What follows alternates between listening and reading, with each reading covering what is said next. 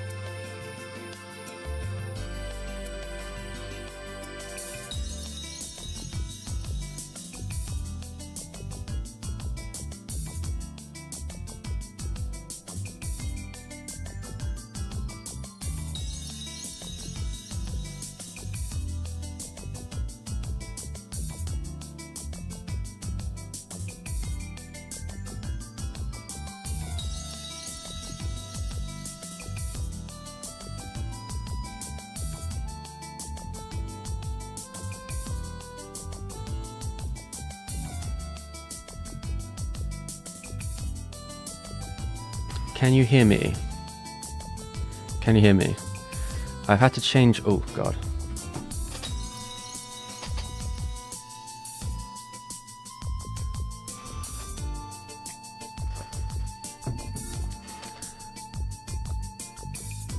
Okay. Apologies, I'm just going to adjust my mic. Oh my god.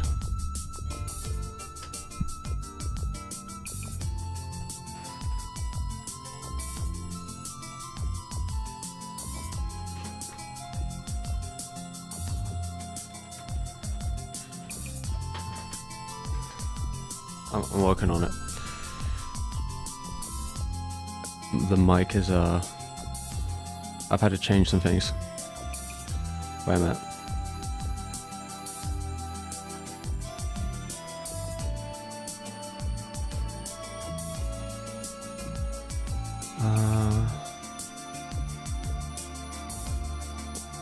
I'm just trying to check my levels because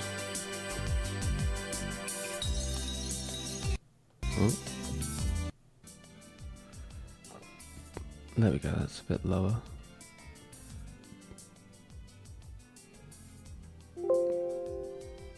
There we go. Yeah, I'm just checking my levels a little bit because my interface today, my other interface today decided to start playing it up and cause a bit of a nightmare. I was losing my mind.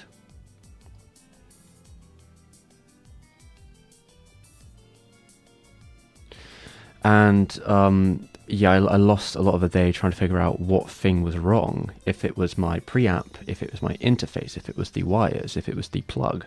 I've had problems with the plug before, or I thought it was the plug. So I'm trying to figure out what the right level of audio is. Now I've moved to my old interface, which is a little bit more archaic. So I'm trying to check it because it's come out a lot stronger volume-wise than the other one did, which might be a side effect. The other one was having trouble. But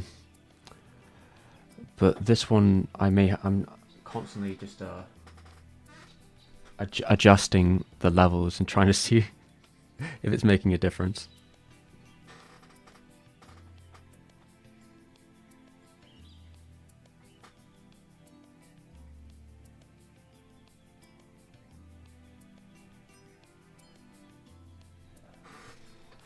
Which, yeah,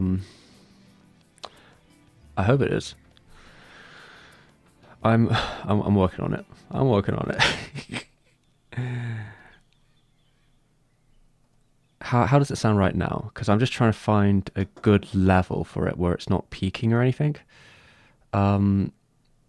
Because, yeah, I know this one's a little bit more temperamental. I'm working the best I can.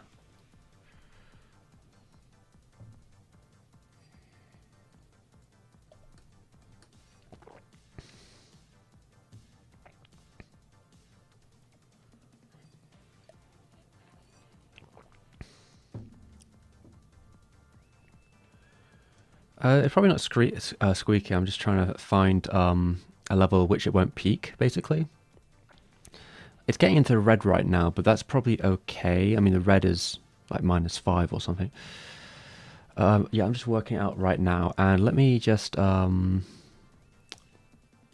wrong one. I forgot I have to turn one on. There we go. There we go. Now I'm working to figure out where I should be short a bit. Where are we right now? Do I need to... Probably won't try and adjust that too much. Can I adjust my... There we go, I can up my seat a bit. And I'll move this back if I can. Oh, Jesus. I was right on crap. Yeah. Yeah, I'll move it about there maybe. Maybe I'll move this here. Just trying to get my setup correct. Yeah, okay. That will probably do for now. Ooh. It does not like being moved too much. Right, I'll take that on, and we'll see how it goes. Now, where's the little chat? Okay, yeah, I'll probably keep it around this volume, and we'll see how it goes. What was it? Candic? Emo? So I don't know how to pronounce that one properly. I'm never good with names. The cat passed away, I'm afraid, about a year ago. Maybe a year and a little bit. Probably a year and a little bit ago, yeah. She was an old girl. She was probably getting to about 20. So it was inevitable to happen. She didn't particularly have the greatest last... Well, she was a little difficult in her last days. Let's put it that way. But, you know, she made it in the end. It was just... It wasn't exactly an illness or anything. I think she just got to that point. It's too bad the weather wasn't particularly nice. Yeah, I mean, you know, it happens, right? She was about 20. So, it's come to expect, right?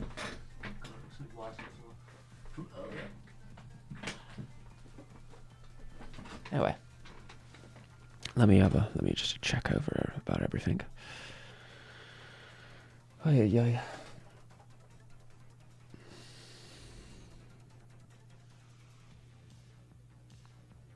No, it wasn't bowel issues. No, she was just slowly passing away. It took about a week, and she was not in she was difficult during that time. In that you know, sometimes when cats, well, they want to pass, they really want to escape the house and they really want to go find like a nest. The issue is the weather was really bad and she's really old, and it wouldn't have been safe to let her just run away and find a place to crawl and die, basically, to be bleak about it. Well, what that meant is she was basically fighting the whole way through, wanting to like leave.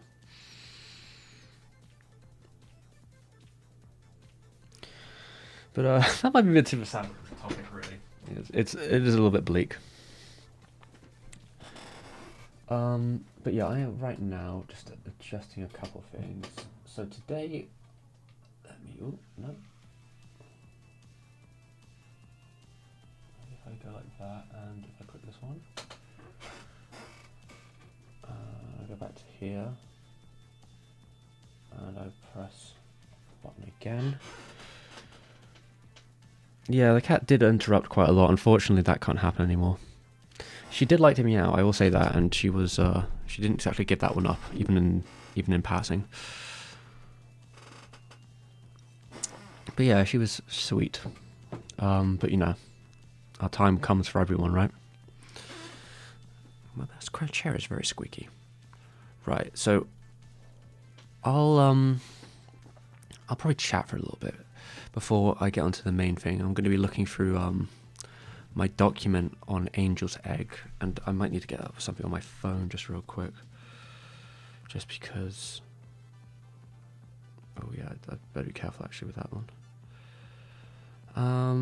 I'll get it up real quick, and then I'll make sure my phone doesn't interfere with the stream, because my internet doesn't like it when there's too many different things on,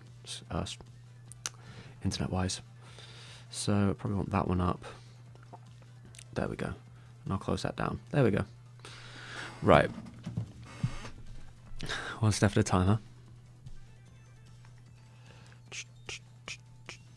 There we go. Yeah, I mean, it sucks when it happens, but you know, it's going to happen eventually, right? But anyway, how's everyone doing today? Yeah, so today I've had, you know, at least I had the technical nightmares off stream. And someone asked earlier about the batteries. Because, yeah, this camera, I guess you need to have a certain setup to have battery power. With a camera, I have yet to find one that I think looks safe and won't blow up. So until, I mean, maybe I'll worry about it in the future, but until I find something where, like, you know, you can have a battery operated plug camera situation going on that I think is not going to explode. I have free batteries.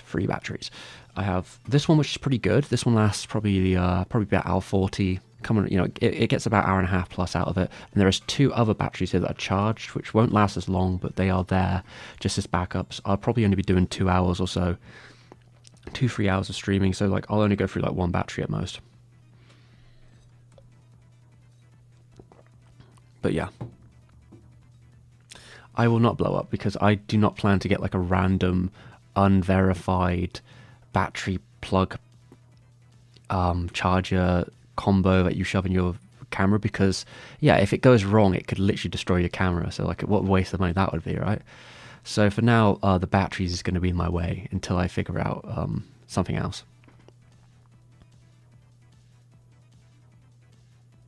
I'm actually going to do research on the OVA itself instead of reading your document. My document is the research. To be fair, like, I don't know what else I could do in the wild right now unless it comes up. But the document is where the research is, and I will be probably ordering it, or probably going through the document, and then if anything else comes up which is worth looking through or discussing or reading up, we could do that on stream as well. But yeah, the research right now is basically me organising this document and going through it, and I'll show what I have, basically. I don't know if I have a lot of other research to find. That's the problem. The issue is that most of the other research you're going to find out there is going to be in Japanese, and I do not think it's going to be a very interesting stream to watch me like slowly look through Japanese stuff and pick and choose little pieces and check what might be an interesting quote to use, and then go through it like fucking character by character and try and figure out the gist, and then eventually send it to a translator if I need it on a more improve scale. I don't think that's I don't think it's particularly interesting viewing that. So mostly we'll be looking for the research in the document, and I'll be organizing it and looking, probably rereading some bits too.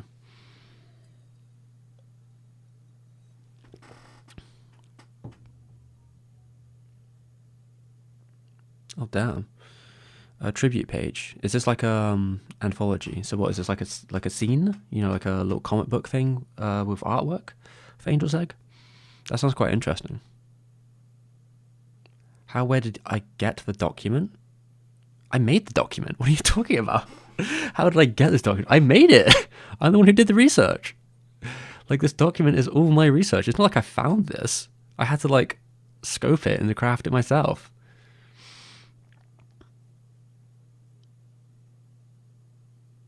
It's like a comic, yeah, like a scene then. Yeah, that's something that sounds pretty cool. I mean, Angel's Egg would be an interesting one to do it because the imagery is so like so vivid that I could see that being quite an interesting one to do it with.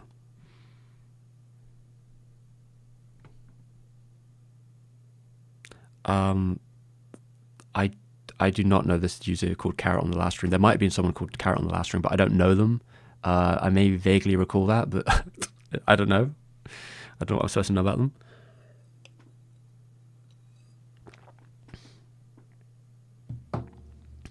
But yeah, let me look at what I've got here for a second. Let me check if Mini-Me is working.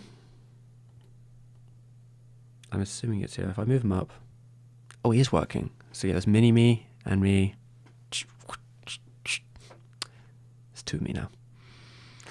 I'm going to check if the window capture is also working. I think it's already on. So if I move the window capture up, oh, I think I moved the wrong thing up.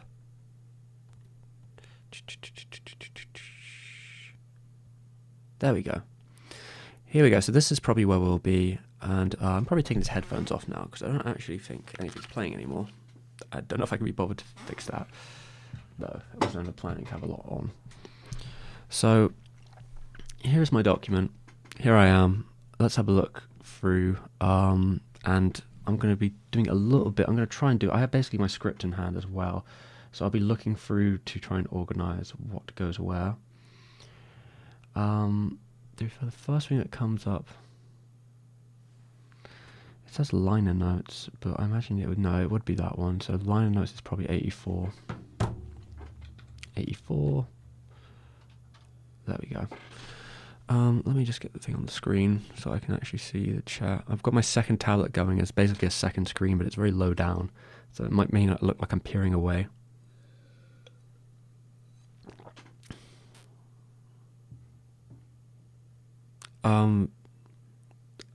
I'm sorry, is it Kandik?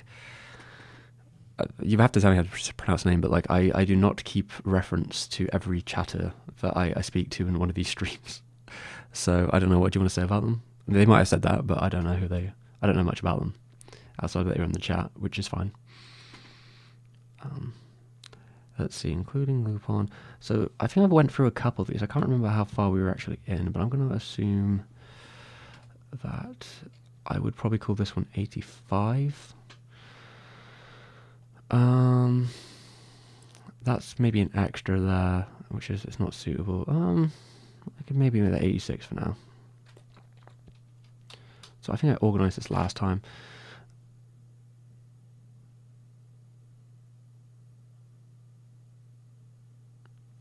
The low point is, it's kind of an interesting thing about the low points for Oshii, because, you know, when you think you've hit the lowest, you can always go lower. So when it comes to the production on Angel's Egg, it sounds like, to quote the people in the production, it was hellish. The wrath of God had hit them, I think one of them might have said.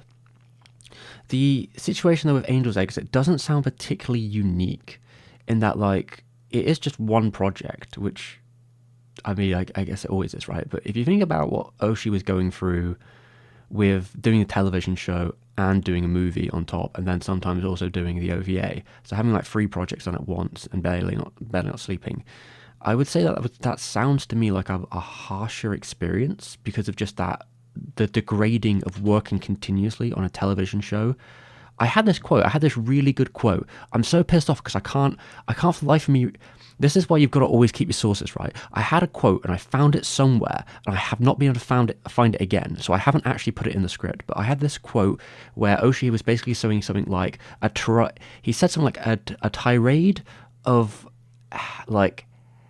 I swear it was like something like a tirade of fire like I've never seen before. Doing 2 years of Urusei Yatsura made me almost die. I think he said something along those lines, and I can't find where it was from now. I remember looking through these documents and be like, where did I get that from? Because I read it somewhere and I looked for ages, and I've yet to actually pinpoint which of these documents it was. And I looked through them back and was like, I think it was this one, but I can't find it in there anymore.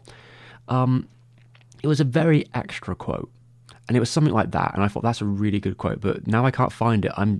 My brain almost feels like I'm gaslighting myself, and it doesn't exist, or wherever it exists, I have no idea. So I'm not going to cite it because I was looking at it again because I was like, well, I probably want to. If I'm going to put it in the video as a quote, I need to actually get it cross-checked by a proper translator. So until I could do that, I was like, well, if I can't find it, and I can't get the exact quote together, then I won't be able to tell if it's accurate. And there's no point in putting it in the video because I have no idea where it's from. It's one of these sources, maybe. Maybe it was in that screenwriting book. I thought it was in one of the college. There was like a college interview he did, which is somewhere in here. And then there was also another one, which was a talk he did about working on the production of Beautiful Dreamer. I think it was at like a conference. I don't know if it was like a conference, but there's a couple of people from the old days. It was probably like a chat after watching the film. And I looked through these again, and I couldn't find the quote, so I don't know where I found it in the last, but I just couldn't find any reference to it.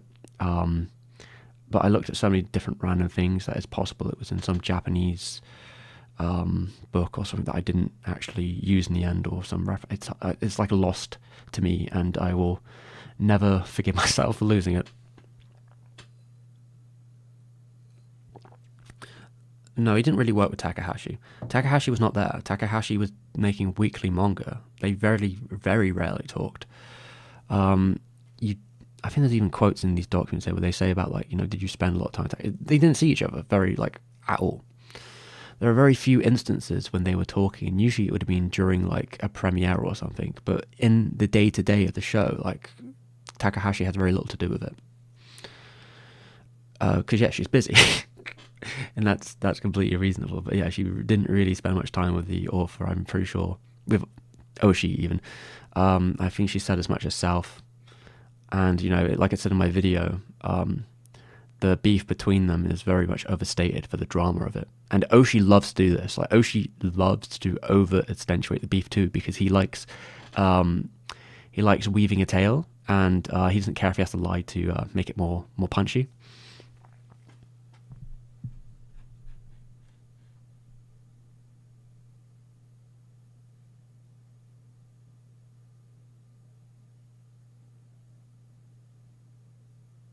The second director of Urusei Yatsura.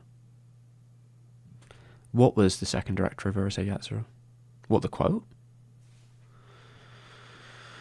You have to, I might be lost on that one.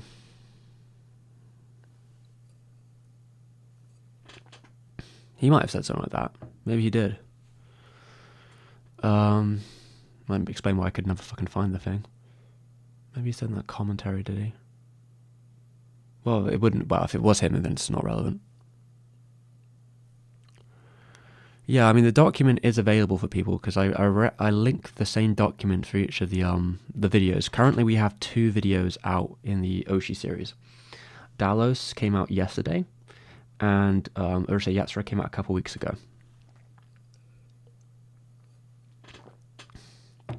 But I made the decision to basically keep the same document for all of them because I thought it would get too difficult to deal with if I started going back and forth between lots of different documents. And that becomes its own problem. Because then you have to cite the same thing like 1,000 times and have a different number each time, and I think that would be probably more confusing in the end than having a continuous document with chapters. That was my perspective on it, at least. So I took it as what it's going to be, basically. And with that, what we have here is...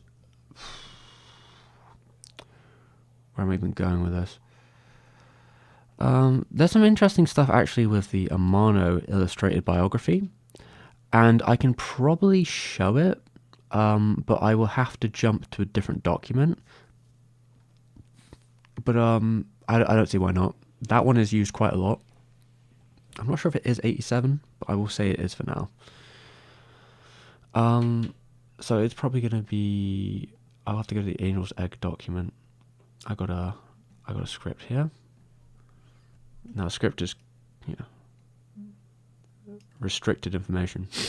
But at the bottom, I do have all of these photos I took. I took some quick photos when I was looking at a friend's house. So I have lots of little quotes from the document, which I think will be worth having a look through. So, what we have here, I'll just double check how we're looking. Yeah, okay. Yeah, we're a grey document now. It's not very, it's not exactly the best look, I'm afraid, but you make do. Right, so what we have here is a bunch of quotes from stuff Amano said about the production and some of the... I don't know if it's in order, but I'll probably have a little read through. So yeah, he released the book that was, I think it's called like Yoshitaka Amano Illustrated Autobiography or something like that.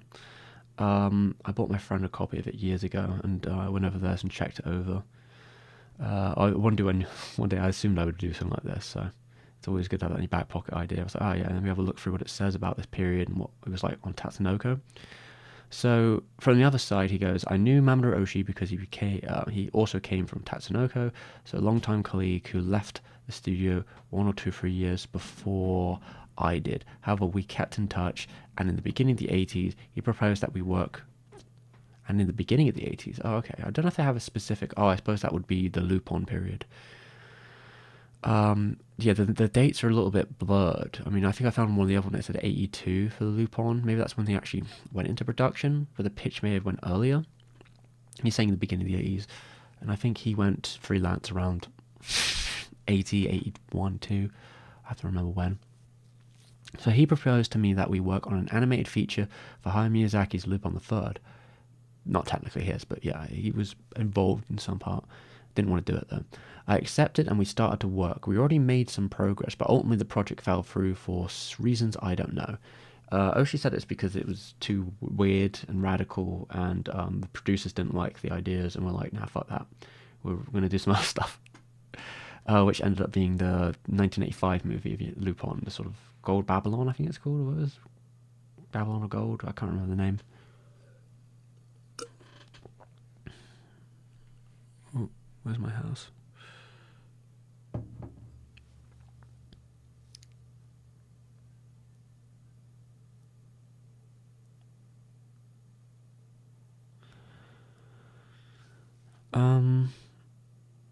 Are we talking about the adaptation of Appleseed? Because I feel like the adaptation of Appleseed and the manga, I feel like they're quite different in ways. Like the Gainax, technically Gainax animated OVA is okay. It's not particularly anything standout in comparison to other adaptations the creator had, but it's fine.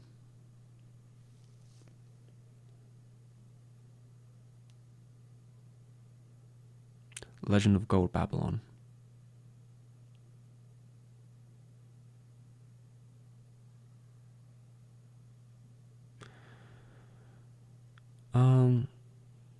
Okay. But yeah, that's the one I'd be talking about. Now, some of these might be a little bit out of order, so they come from different parts of it. A little seedy. I mean, that may be where the name comes from, eh?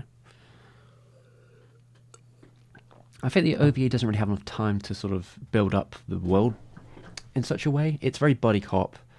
You know, it's Top Gun with like one guy being an android or robot instead.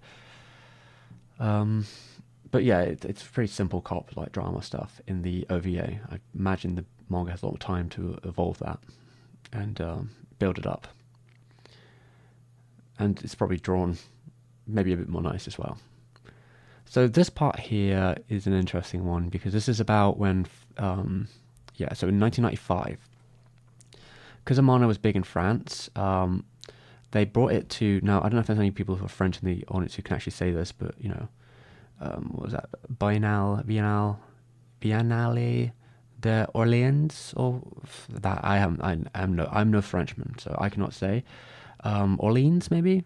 When you say Orleans, I don't know. I don't know what the hyphen does to it. But effectively, from what I understand, there are like a collection of like galleries over the sea, and the galleries, you know, sort of tend to have like exhibitions on. So they were invited there, where they played Angels Egg probably in one of the theatre spaces. So it's a bit more of an avant-garde sort of setup. But they have done exhibitions I know in the past on like dreams and stuff like that, and it probably fit the motif a little bit. But when that happened, I guess a piece of context, which it may be explained a little bit later in this document, on one of his screen caps. Basically, when Angels Egg came out in Japan, it was like critically and commercially panned. So most critics at the time, or most anime fans as well, they did not like it all. A lot of them thought it was indulgent, up its own ass. It didn't make sense, and they were probably watching it on tiny little CRTs, being like, "What the fuck am I even looking at? It's too dark." You get it. So it's, but yeah, when they brought it to France, the critical reception for it, which I mean, this is probably like 10 years after the original came out, right? But the critical reception was pretty strong, very positive. And Amano thinks that's because I guess French people are more prepared. I think it's that the context was right. In my mind, they brought it to the right audience, to gallery, to French critics of film, to people who are already like engaged in Amano's kind of like art direction and stuff like that. These were the people who are primed to like this kind of material. Where like I feel like the anime age audience was probably not quite the right one at the time in 1985.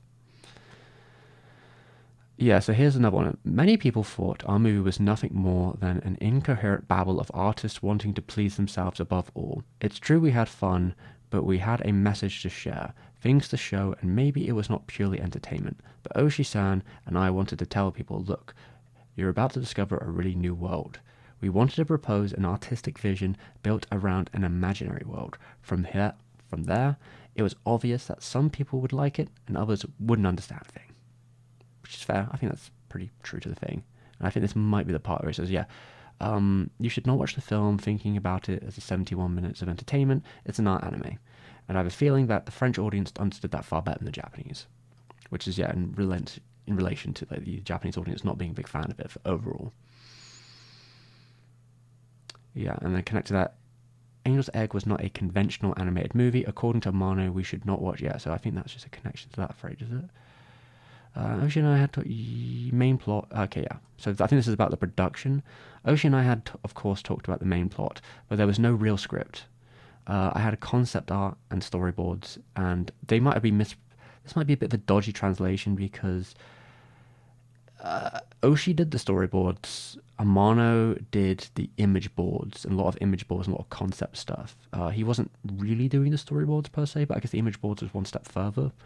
And that's how we directed the movie without really knowing where it would lead us. So it was more of an artistic animated movie, and it should be considered as such. Or the audience might not understand a thing and be disappointed. Now, for the record, I'm pretty sure they had everything planned out by the time they were like animating and such. Like they had the trajectory of how it was going to go. But I think getting there, it wasn't really particularly planned. Like I said, no real script. There was a lot of pieces of memos and quotes and little bits and pieces there, and then Oshii would kind of look at a lot of the work that Amano was creating. He created lots and lots of different drawings, tons and tons of them. So he would kind of like curate and take bits and pieces and bring them into the story and move them around and turn them into the direction of the story. Even though there was probably more stuff that was probably not used in the end, but there was just like taking bits, adding to the story, bringing that there, bringing it to the storyboard. But yeah, there was no like formal script.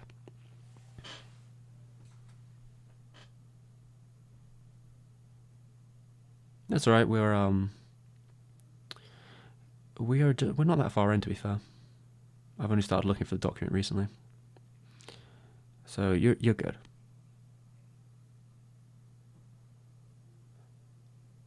Masari? How's it going? Yeah, we'll just have a look through. So there was a lot. I mean, look, the photos are not great. I took them like in very low light, but I just wanted to get I just wanted to be able to read it. Basically, I wasn't really going for like clarity because I knew I wasn't going to show this to anyone. Well, I didn't think I was going to show it to anyone, but I just needed to be able to read it myself. Amano confesses, but it was not an easy job. So this is also one where it would come into like the issues they had. Gambaroni, how you doing? So, like he says here, everything was green-lit in a hurry. We had to work at full speed. I remember that after the concept art I had made, I had to make a complete storyboard. This seems a little bit. This might be a slightly mistranslated again. He had to make a complete image board. Like he had to make all these image boards of it. But the storyboard was technically handled by Oshii. But he would reinterpret it. So I guess it kind of was a storyboard. He was kind of taking Oshii's beginning storyboard, and then he would sort of build on top of it, and he'd make something a bit more substantial from each of the storyboards. Which is usually considered to be the image board, and then from the image board they made the layouts. So it's kind of like this trajectory where you have Oshii takes bits and pieces of his concept art, and then he redraws bits and pieces in terms of adding it into the storyboard. And he's got these characters, and the characters are ones that Amano had drawn. It is very back and forward. It's back and forward, back and forward. But yeah, technically Amano isn't doing a storyboard. He's doing these more big illustrated pieces that like condense parts of the story from the storyboard. But yeah, he did so many of them that you could probably look at it as like an advanced storyboard. But it was like the guy, you took the storyboard, you took the image boards, and then that's how they would make the layouts. They'd use both of those as the technical difference between the two, where Oshii would kind of bring out the compositions, and then the art direction would be brought out by Amano in terms of at least style. But then of course Kobayashi would come in. Kobayashi would be actually bringing the art direction to the movie, so it's kind of a mix between the two of them. So there's that. There is that.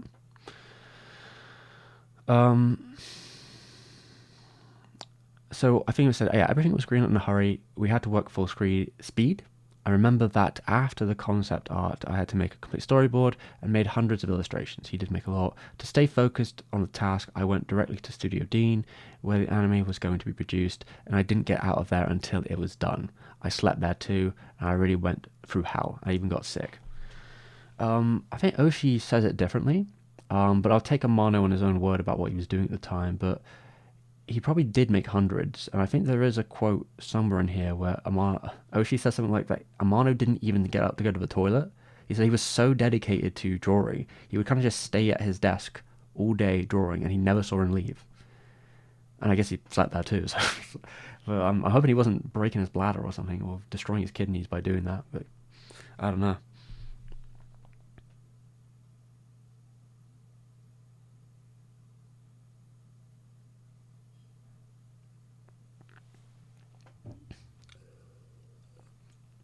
Well, the thing about Gits is kind of an interesting one in that, like, it wasn't Oshii's plan to make Gits. Production IG just handed it to him and were like, you make this. And he was like, okay, I guess I will. I guess. You need to make this. That's a favor. This is the favor we're asking you. Make this. I was after Patlabor too, right? And he was like, yeah, I could probably turn this into something. He gave him the manga, and he's like, all right, I'll reinterpret this into something, I guess. But that point, though, with Ghost in the Shell, the production IG pipeline was so efficient and so worked out by that point in terms of, like, everyone had their role and everyone had their place, that Oshii didn't really have to do much of anything after it, like, you set down the parameters of it. And he set down how it was going to be structured and stuff like that, and when you set down the storyboards. But a lot of that was handled by the entire production IG machine. I'm not sure who actually did the storyboards in the end. I know the second movie, I think Oshii did more of the storyboards. I feel like this one, someone else might have done them, but I have to have a look. I haven't had a look too far into that one yet. But yeah, the structure of like his animation director and different people, on top of the production, had a pretty strong control by that point, especially when we get into the IG years. So when you go from like Patlabor 1 to 2 to Ghost in the Shell, there was a very consistent and strong team, and by that point I think Oshii really set down like his very layout first, really focused down on the layouts. That's the foundation of the bones. Get that done, and then the movie kind of makes itself from there. And that's something that kind of starts to establish itself in Angel's Egg. But then by Ghost in the Shell, that's kind of like it's a he's in his executive years in terms of that's when he's really practicing his I work 3 hours a day and that's it, and then I spend the rest of the day playing video games or something kind of period. And he also ducking out of directing to go play Virtual Fighter in the arcade.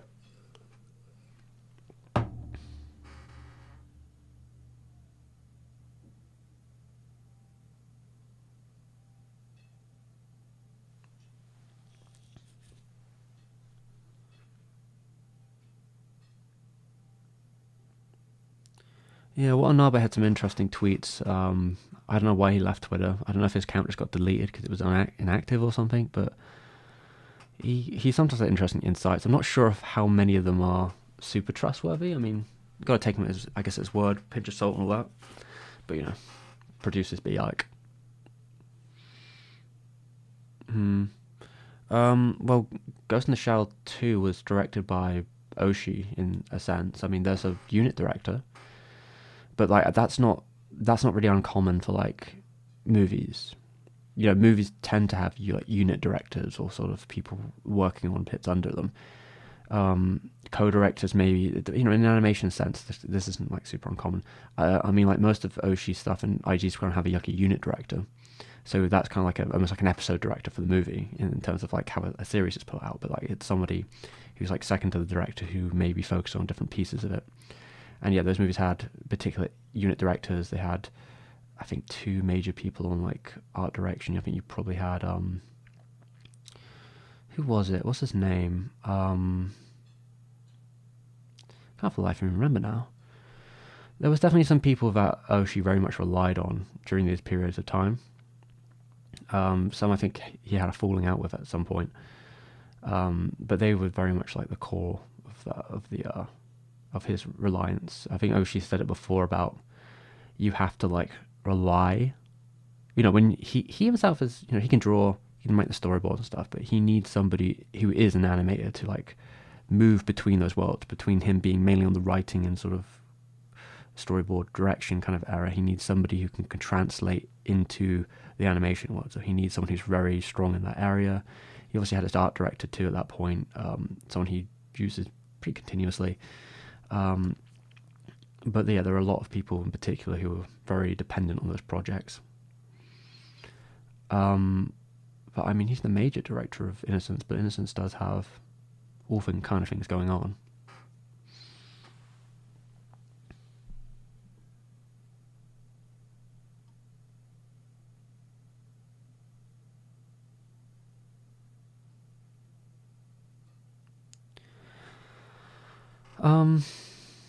The thing about Oshii is I feel like he'd be the kind of guy, would have something like Silent Hill 2, that he'd be the one making like the comedic sort of bizarre alternate ending kind of stuff. I don't know if he would be really setting into the character drama as much, because he's a lot more esoteric when it comes to real like character drama, character relationships. And Silent Hill 2 is very character drama relationship focused, and he doesn't play his cards that way usually, so I don't know. I feel like it'd probably feel a lot more like distant and sterile if he was doing it in terms of characterization, though the world building might be interesting. I don't think there should be an anime to begin with, though. Doesn't sound like a particularly great idea.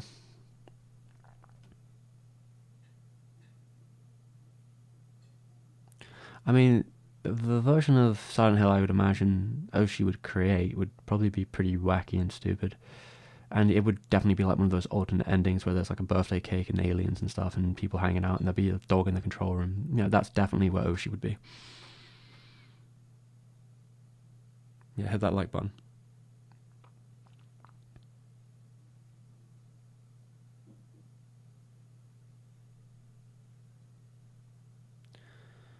The bullets coming from the new Gundam heads. Seen the first trailer. Oh, we're talking about episode 2 of Dallas, right? Apparently it was his idea, inspired by Dallas' bullets. Oh, what, Nougat? Was this different? Was Nougat a thing? Maybe.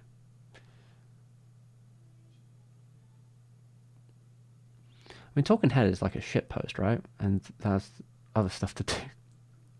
I mean, it's kind of funny. But yeah, I don't know. Dude, to be honest, Oshii's an avid gamer guy, so I don't know his opinions on Silent Hill. I don't know if he's played Silent Hill. He might have played Silent Hills. Probably play that one. I don't know his perspective on the other one, so. Don't know if it's his kind of game. Not sure. Right, where were we anyway on this sheet here? So yeah, a lot of people got sick. A lot of people ran away during the production of Angel's Egg. Amano himself, yeah, he did hundreds and hundreds of, at least 400 image boards, I would imagine, if not more, during the production. There is something here about fossils, which Amano breaks up, which is kind of interesting.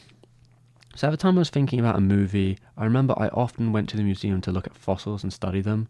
I also consulted many publications as part of my documentation and research and set up the film's background. It was fascinating.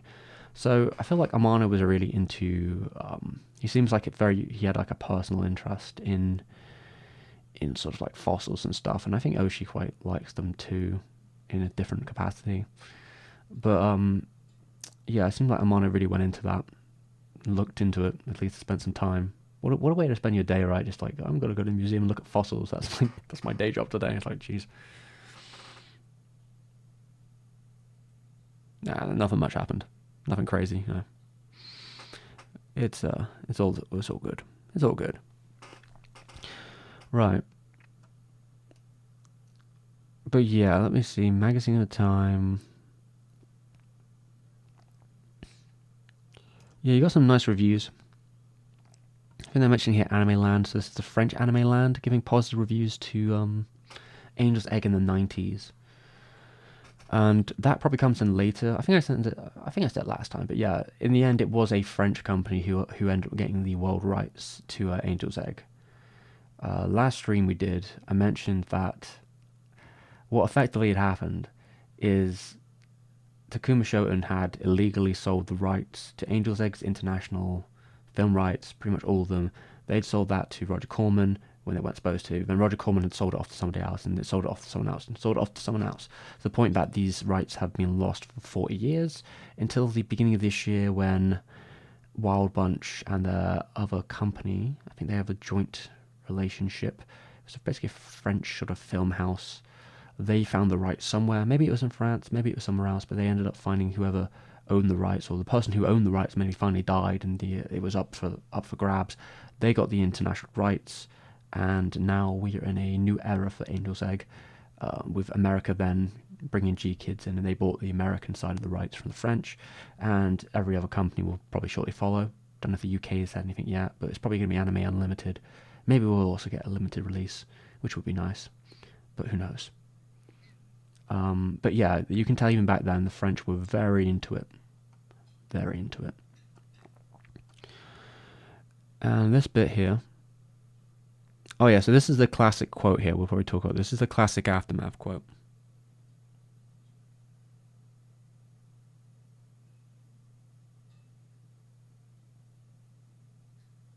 Okay, fish fingers, have a good one.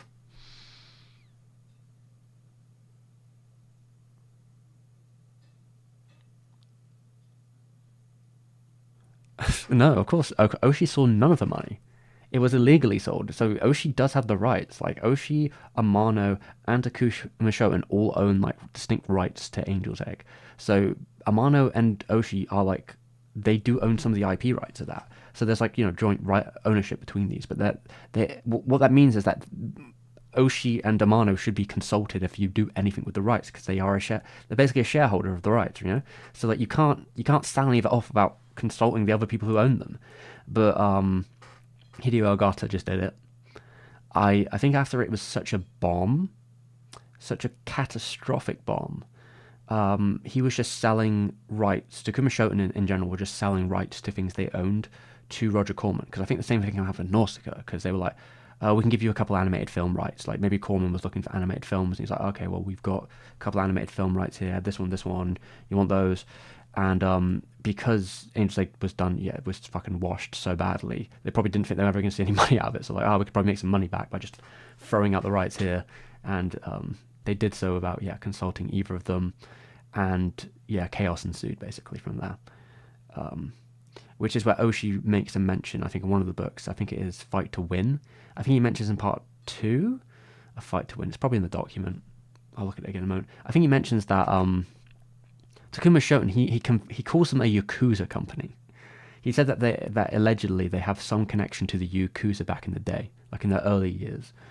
They're like, they run the company like that. Like they run company in a very awkward way, and they're not particularly great with money. This is generally pretty well versed in like Ghibli as well. I'm pretty sure there's been many a conversation between Miyazaki or Suzuki about like Takuma Shoten like doing dodgy spending, and that's been like affecting them, because when they became joint part of the company, there was a whole thing, that they're like basically paying off their fucking debts, and eventually when the head died, they like split themselves from the company and was like, we're not dealing with that shit anymore. But I've heard rumblings of that before. I can't remember. It might be Suzuki saying it. And, you got to take him with a pinch of salt. But I'm pretty sure in his book that he has about producing, he mentions how that Takuma Shoten was not good with money, and they were kind of fucking them over a bit. Yeah, I mean, Oshii's supposed to be in the room. They have done a 4K. I think they did a 4K a couple of years ago in Japan, though. Like, I think they did their own 4K version, at least some scan of it. I think there was an interview about it in 2020. I think that was just for screening, so I don't think they actually made it into like a Blu-ray or anything. I think it was just for like the restoration scan for a screening or two. But it might not have done any. They might have not done any master cleanup or anything. It might have not been anything crazy like that. It might have just been a 4K scan of the original film without any like major restoration. But yeah, he's going to probably be there, and he'll probably give a thumbs up or a thumbs down. I mean, they probably should be consulting people like well, I guess the problem is they can't consult the people they should be, because realistically, you should probably be consulting Kobayashi or the lady from Ghibli, who I've forgotten her name now, but the colorist from Ghibli. Both of them have passed away, so those are the people you probably should be consulting about like color correction or if the film looks correct, because they would be the ones that know, but they're both dead. So I guess you got to ask Oshii, and he'll probably remember. He'll probably give you a like, yeah, that's okay. He's got a cell or two. I don't know. They can probably figure it out. But yeah, he'll probably give a thumbs up. He'll be in the room, I suppose. I don't know if he can give much major insight to it, but he'll give his approval, I guess, or tell him if it's wrong.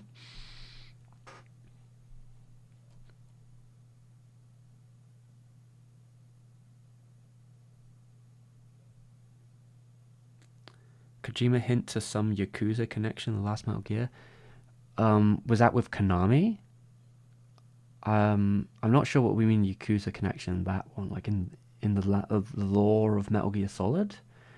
I don't remember anything about Yakuza in the last Metal Gear Solid game, if I'm honest. Konami having connections to them, I have no fucking clue. Maybe, I don't know. Usually it's especially in the arcade system, in the arcade world, I'm pretty sure there's always a sort of like fragrant insult to refer to some game companies' connections with Yakuza because of how the arcades had some relations to that back in the day. I think there's some old stories in one of those like Sega books about Sega history about the strange connections between like organized crime and the Sega arcades back in the day. But I've never looked too far into it myself.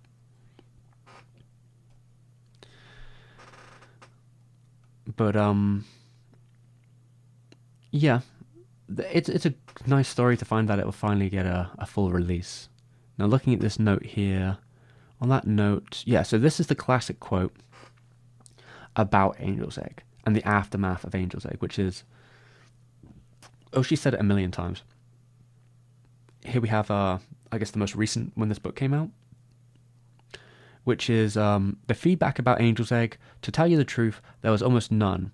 But the worst part is that after the movie was released, I wasn't getting job offers anymore. My phone completely stopped ringing. No one was proposing anything to me. It was a void. That was my feedback.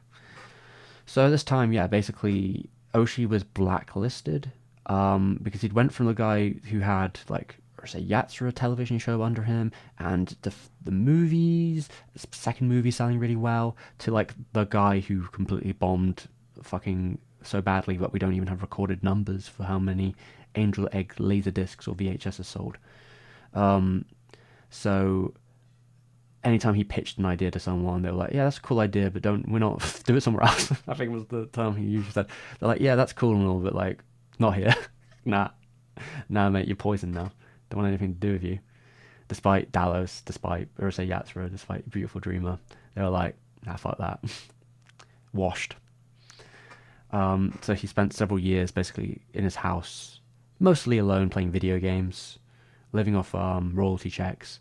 There were some periods in this time when I think he did some pseudo work under a different name for certain projects, like storyboarding. And I think he also went off to Ireland with the Ghibli people for a little bit when they were like hypothesizing like this idea of them doing Anchor, which is the unmade Ghibli Oshii directed, I'm assuming, film that might have happened but was never going to happen because they can't spend 2 seconds without fucking arguing with each other.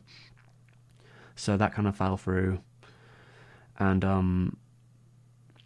there probably would have been no schedule there. But yeah, it's like these little bits and pieces there until there are 2 projects that kind of show up around that time later on, which have like funny origins, which is Kerberos, Panther Cop, like the live action one. And I think it starts as a radio show, so I think it's like radio show first, which had to do with Chiba, I believe. I have to look for my documents a bit more. I'm not really up to speed until I have to make the video. And then you had Patlabor. Now, Patlabor was not his project. Again, he was just approached by Headgear, a lot of people he used to work with back in the Urusei Yatsura days, making together. They came together to make a company. So that's like the art director of the animation. No, she animation director of Urusei Yatsura. Ito, writer of the later season stuff.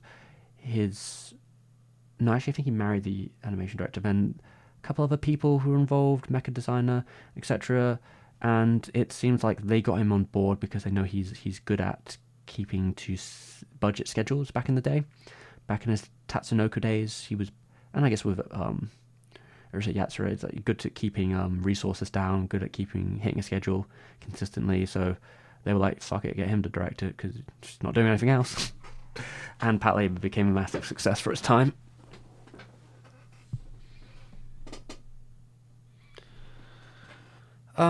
I mean, blacklisted is a strong word. I know I said that, but like it's basically that he was independent and he wants to make originals. He wants to pitch stories at people and original stories and make OVAs and stuff like that, in terms of like he wants to pitch his ideas for stuff, or I don't know, maybe he wants to pick up someone else's stuff. But whatever he was trying to do, because he'd done so poorly with that last one, because it bombed so bad, like none of the studios were particularly like, none of them had any faith in him.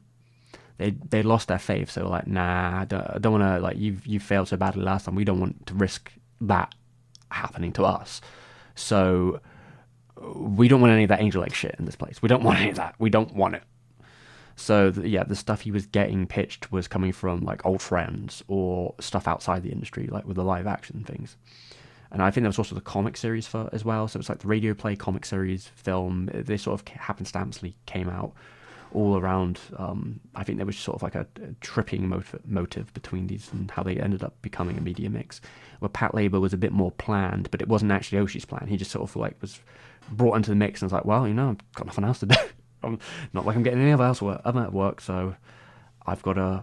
I think that's around the time he was like, I got to figure out like who I am as a director in terms of how I pitch myself, because I think he said this in one of his books where he's talking about like, what kind of director am I? What angle am I pulling myself at? Because I tried the whole avant-garde, more art stuff, like art house stuff, like I was fucking Tarnowski or some sort of like John Cocteau.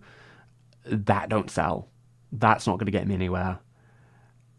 I'm probably looking at something more comedic, a bit more like B-movie, Yakuza, sort of crime, thriller, that kind of area. I'm looking at myself more as making this kind of work. I think this is maybe a better fit for me and where I'm going to go in the future. Of course, things like that changed over time, but you know, it's a happenstance, right?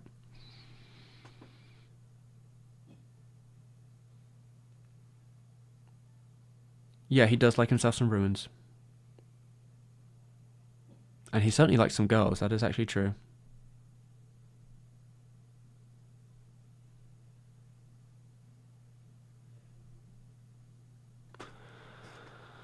But yeah, this is where that quote comes from, and he said this many a time. But yeah, there's some nicer stuff in here about yeah, the situation may seem strange today, but the animated movie was ignored, and they usually the term movie comes up a lot because I think I read it out last time, but yeah, there's a kind of intertwining between. I think Amano and Oshii came into the project thinking like we want to make a movie, and Takuma Shoten said you're making a video. They were like, no, no, no, no, no, no, no, no, no, no, no, no, that will not do well. You need to make it a video. So they took what they could get on that one, but it did premiere in a couple theaters. Did pretty poorly in them.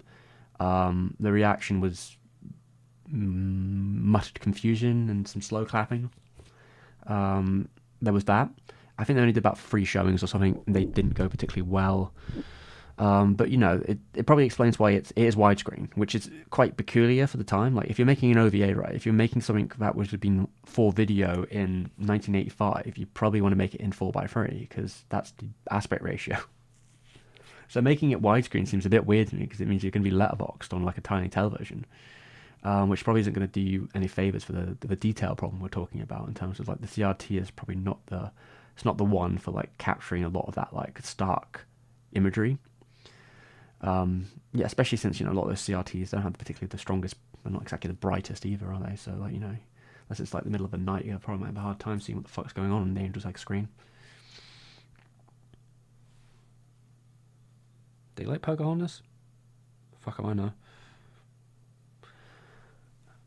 Yeah, I mean, Oshii, he didn't get blacklisted forever, I guess, or he wasn't like out of the industry forever. He found his way back in some way. But he did have, I guess, an interesting opinion at that time where he was like, fuck TV shows, I'm not doing another TV show.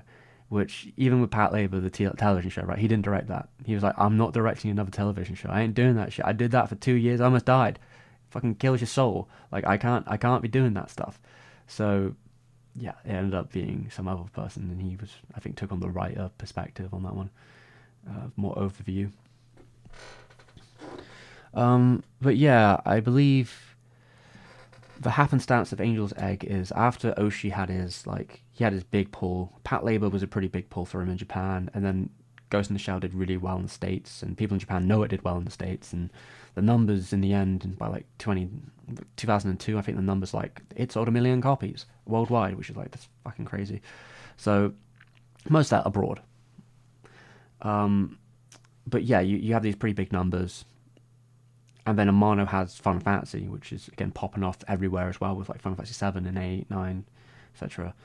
And he's the cover guy. I guess he's doing less by that point. But he's been in Final Fantasy for a good while. They've been doing pretty well. So both of them have like, you know, a sort of level of like more popularity and sort of like prestige than they did perhaps 10 years ago when Amano was still a bit fresher in the scene and Oshii was kind of like an up-and-comer. So there's that. And of course, Ghibli too. Like a lot of people who made Angel's Egg are Ghibli animators, and Ghibli had just had its explosive success of Mononoke, and then Spirited Away, like becoming both of them, you know, even if Mononoke only temporarily, the best-selling Japanese movie of all time in Japan. So they had those, and then the Oscar win too is coming. So you've got those, and then yeah, Angel's Egg. As far as I know, you went from like VHS, Laserdisc. I vaguely recall there being something about there being like a CD. There might be an Angel's Egg CD that came out at some point. I can't find any like link to it now, but I remember hearing about it years ago, and I don't know what the fuck happened to it. I don't know if it's even real. I just remember hearing that it was like a CD at some point. That might just be audio CD. I thought it was like a visual CD or something. I can't for the life of me. Maybe someone in the chat knows about this. not really that relevant, I suppose. But yeah, then eventually 2001 and 2006, 7, I guess here. Eventually, you get like a new release, which is, it's, you know, at the time, I mean, I could imagine a lot of people being like, well, this bombed so badly and they have the international rights, like, what would even be the point of releasing this again? Is there very much point?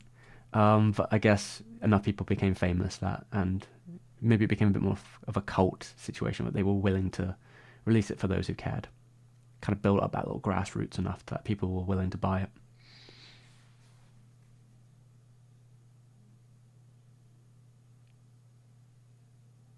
I mean, you can watch me in a CRT if you want, but I think when I'm talking about the issues of the CRT, I mean, that's Oshii. That's what Oshii's basically said, and I get the quote up in a minute, I suppose. But Oshii was basically saying that, like, yeah, when he was asked about it, he was like, oh yeah, I kind of regret doing it as a video, even though I don't know if there was much choice there, because the image looks much better on 35mm film projected than it does on a small CRT, where, you know, depending on how good your CRT is, and the colours might be washed out, the detail is probably a bit more obscured, you can't see all the finer points of the illustrations done by Kobayashi or something.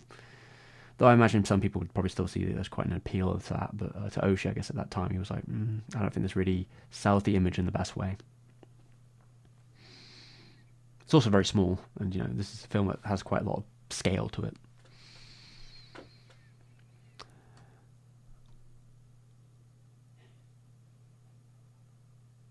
Yeah, I mean, this is an interesting bit here in terms of after the release in Japan, Angel's Egg was far from meeting its goals in terms of critical recognition or box office numbers. From the beginning of the project, everybody knew that it would not please large audiences, considering it was a relatively artistic approach, but it was hard to imagine such a massive failure. So even within the guidelines that Angel's Egg was not going to be a massive hit, they knew it wasn't going to be, but it would probably hit a very specific audience and probably get some critical acclaim they were hoping. It didn't even get that. It didn't even get that, like, it was like, well, it will probably be niche enough that it have this, like, core, very passionate fan base. No. Didn't even hit that at first. And, yeah, it was panned. So, it didn't even hit, like, the smaller parameters that they were expecting of it, knowing that it was, you know, they didn't come into it thinking this is going to be the next big hit. That was never the plan. They were hoping it would do well within that niche audience of OVA. I vaguely remember it being like a video CD or something, maybe some sort of interactive CD. But I just remember hearing about it at some point. Maybe it was in a call I was in one day or someone talking about it, or maybe I saw it on eBay. But I couldn't find it again since, and I haven't found any record of it existing, so maybe it's all in my brain at that point. But no, there are soundtracks on CD, that's pretty obvious. But no, this is like a PC CD, you know, like one of those old interactive CDs from the late 90s. But yeah, he's talking here about the film was screened in a few art house cinemas, here and there. During the previews, yeah, we went and presented on stage for a feature film. So we went to Hiroshima, Osaka.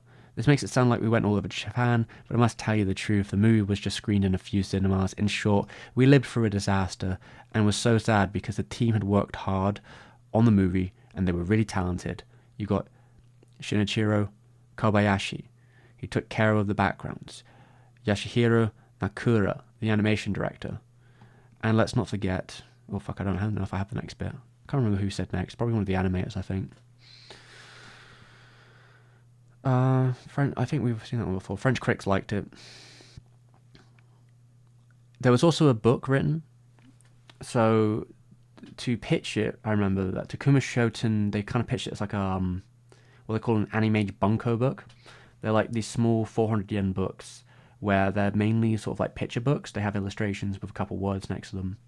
You see that with Journey of Shunin was one of these originally, but they're quite small, and they were pitching that at the same time. I think it was to try and like, they were trying to get a foothold and be like, this could be a successful little book, and then using that to pitch further. Basically, it's a door, like a foot in the door program. But they had this little booklet. You can get it still, but they're pretty rare, I think, nowadays.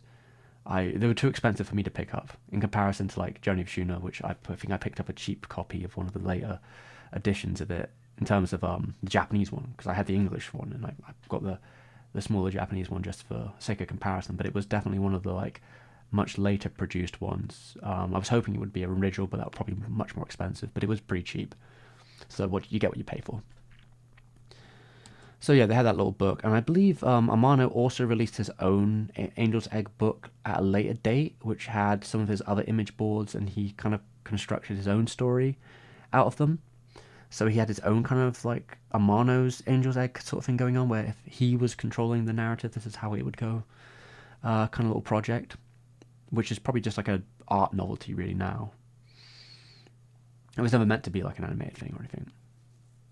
I think it's just a good excuse for him to use up a lot of his extra like image boards and drawings he had done for the production that weren't used. Because he did draw some other characters. There's like a clown, I think, at one point and stuff. So he had these different concepts for characters, but they only used 2 of them in the end.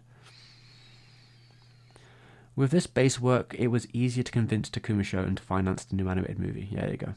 Takuma decided to release the book and the anime close together. So the book came out first, if I remember right. I think it came out in November. The movie came out in December. Takuma decided to release the book and anime close together. Oh, is that the same? Oh, that's the next bit down. At the time I was thinking about the movie, I remember I often went to the museum to look at fossils. Oh, yeah, we've already read that bit, haven't we? But apart from the time of the research calculator, yeah. Sorry, some of these might repeat because I took so many photos. We wanted to create an anime, but since it was difficult to get financing, we came with a little strategy to convince investors. So this is what they did with Takuma Shoten. First, we produced a illustrated book project, and we presented it to the president of Takuma Shoten Publishing. We came up with a story in the world together. Then we split the task. Oshii took care of the writing, and I took care of the illustrations and cover. The results were Tenchi no Tamaga, is it? God, I can't remember the Japanese word for egg. What matters here, though, is only a few people were aware that the book was completed first for the Animage Bunko. Yeah, that's what I was just saying about the Animage Bunko series. And this bit at the end here is about working at Tatsunoko. So that was actually most of the book. The illustrations are basically image boards from the movie. But some of it was probably concept art as well. So some of it I think is like image boards, and some of it's probably like concept drawings that he'd done while making it.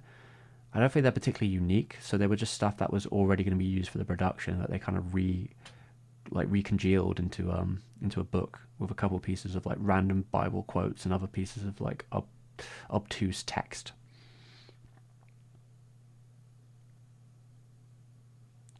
Wasn't exactly a PC game, if I remember right. It was just like an interactive CD. These sort of CDs you can shove in your PC and like look at clips of stuff. And maybe there were some other things on there, but honestly I don't know because I didn't have it. I just remember someone talking about it once upon a time.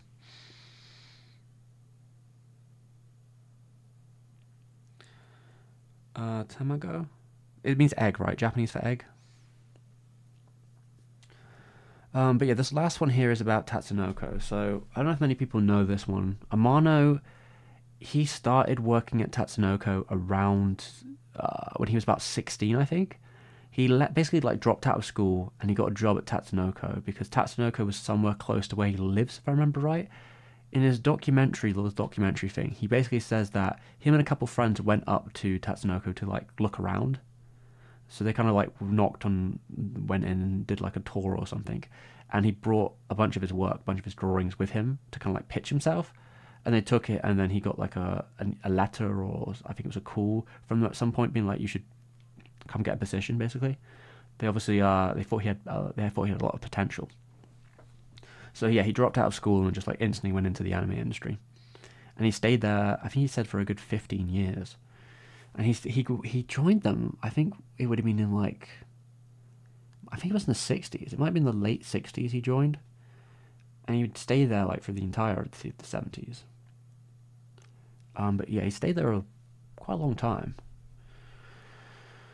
And he was mainly a character designer, but he had like a room next to the head of the studio, and like he would just draw like characters all day. I think after a while, what she's saying here is that he probably got fucking tired of it. To be honest, though, it was very hard on me. Creating new original characters doesn't happen just by closing your eyes, and above all, it doesn't happen in a limitless supply. So imagine what you're asked to create several every week. Every week, I had to create new enemies, new protagonists from scratch. Often, I just wanted to quit and go far away and never come back. That being said, it doesn't mean I didn't like what I was doing. On the contrary, it's just that when I learnt what labour pains were, and it might also have been difficult for me to fill the gap between what I had to produce for work and what I wanted to draw for my own satisfaction. he was feeling I guess you say creatively unsatisfied. And I think in one of the docs for the book, they have like a little video that comes with it.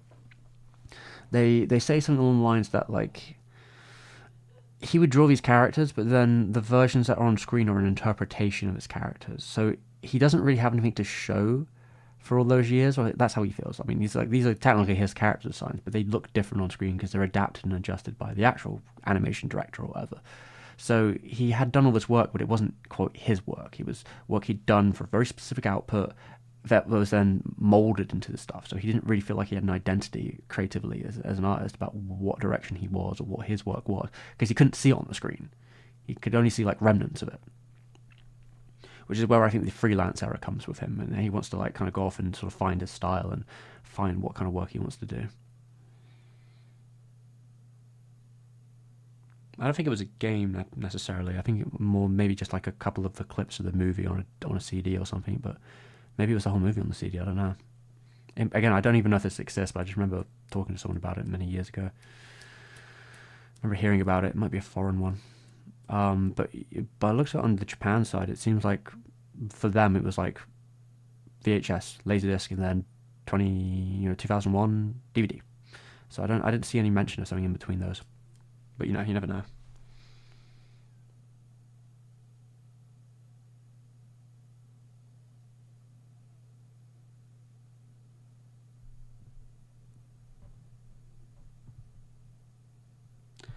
Soronic, I'm well aware of the situation in 1996. I made a Twitter thread about it probably like a year ago. Maybe it was this year. I can't remember how far ago I did this. It might have been even this year.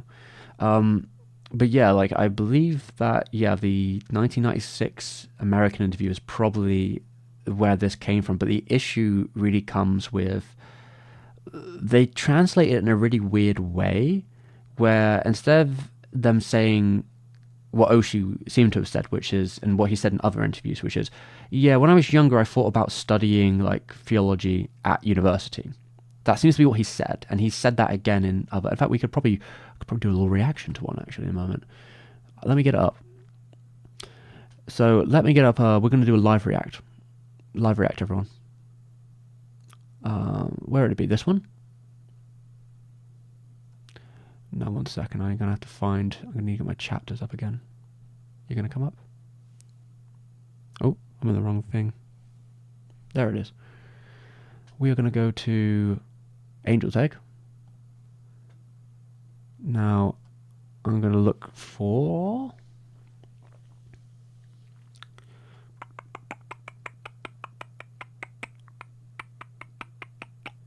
Where is it?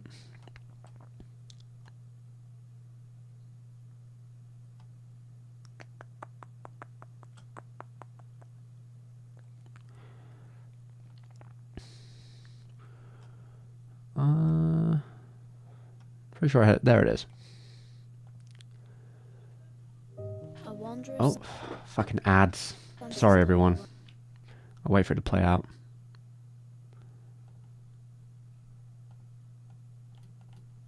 Here we go.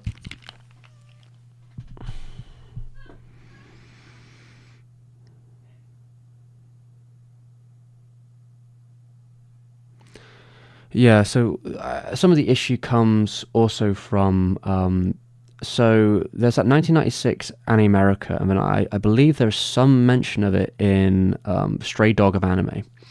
So Stray Dog of Anime, I think, makes this sort of loose comment about like alleged connection to faith. And I think Stray Dog of Anime was probably a bit more popular than the Anime America interview, but the Anime America interview was also then republished in a book called Anime America Interviews with big creators, and that Oshii interview did make it into that collection. And I think that, you grab a little piece of the quote, and then you sort of take it, and you remove the part where it's like for its philosophy or whatever, and then you have these publications. I think Horn kind of rode with it, and he did some other stuff where he kind of went a bit double down on the religious connotations in some of his writing, despite obviously that not being the case. And then eventually you had like Sense of Cinema in 2004, Sense of Cinema had this article where they're like, he lost his faith in religion, and then they cited it to a Japanese book from 2004. That Japanese book, not only has it never been translated, it also has nothing to do with religion. And yeah, I know Ihoba has mentioned that, like, he's read that book and it says absolutely nothing about what they're talking about. So they've just picked a fucking book out of thin air and just been like, yeah, that's the source. And I think when they do that, it makes it more hard, because it's like, oh, it's a Japanese source, it must be true, right? It's like, oh, this is a Japanese source and a page number. And it's like, there's no way of verifying that, because it's kind of an obscure book. So it's very hard for people to be like, wait a minute, that's bullshit. But the major part there is obviously that there's plenty of interviews around where Oshii's like, I was never religious. Nah, I just kind of like reading the Bible. And even in his like narrow course, he has a funny bit where he's like, books to read. Remember, read the Bible. But for its learned skills in literary, it's going to help you with your storytelling. That's what he wants people to read the Bible. Anyway.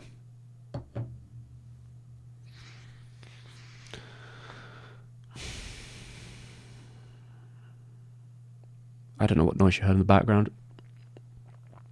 Okay, so here we go. Let me just check on the stream. How does this look right now? Okay, I'm going to full screen this. Let's see if we can hear it. I'm interested to understand your life philosophy. This must be quite old, actually. For some people, it's a religion. For some people, it's not. Bit. It's a way of thinking, beliefs that guide your life. What would you say is your life philosophy? 英語はそのままでよろしいですか？はい。僕はもちろんなんか特定の宗教とかはありません。So I think straight away, I mean, this is an old clip. I'm assuming this is from like 2004 or something, considering that looks like it's from Innocence. But yeah, I think step one, I've never been religious, I think was the quote here. So, wow. Sorry, fellas.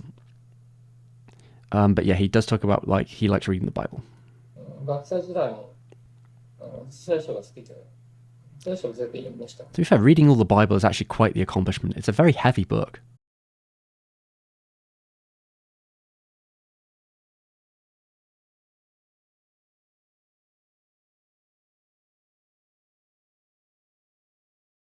Can you hear me?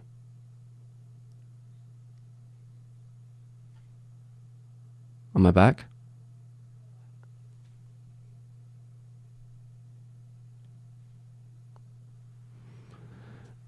Okay,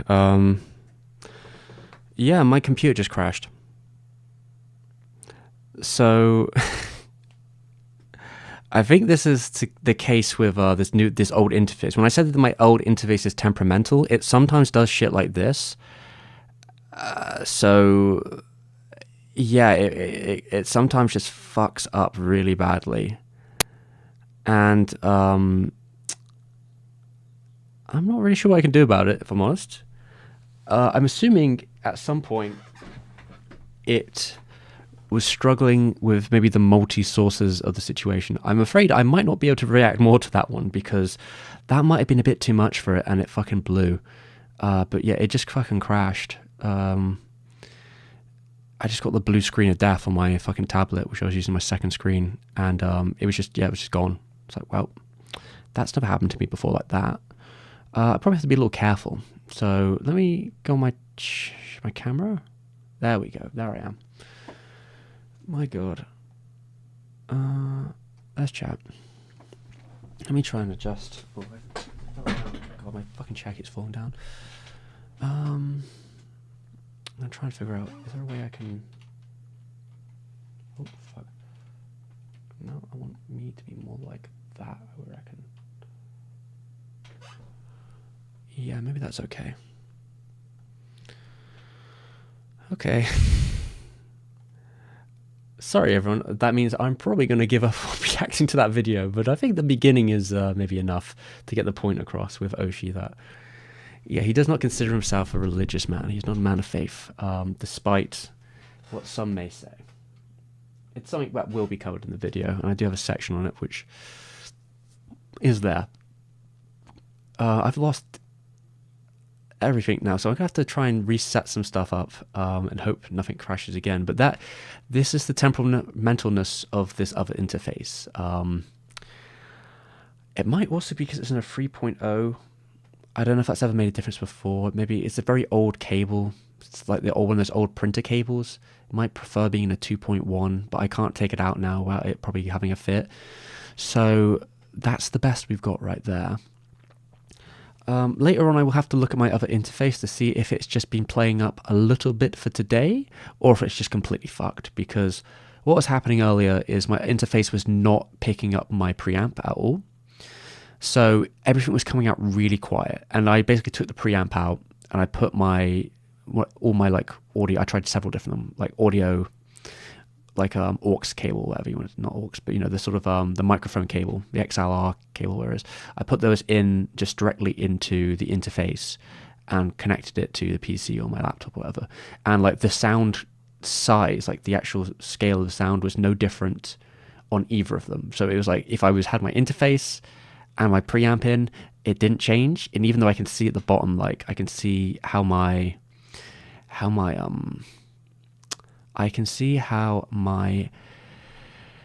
preamp is picking up. I can see at the bottom there in terms of how much audio it's picking up. It's got like a little bar that shows where it is.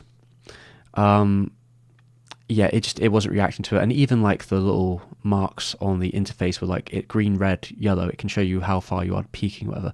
It would show me those colors, but they would not represent the audio that is actually being sent to the computer. So they'd be like, it should be like this right now. It should be really high, but it wasn't. So I don't really know what's going on there. I'm hoping it was just a hiccup and maybe it will start working again. At least with this computer, because this computer just doesn't seem to like my old interface in any shape or form. It always plays around with it a bit. So it's like a waiting game.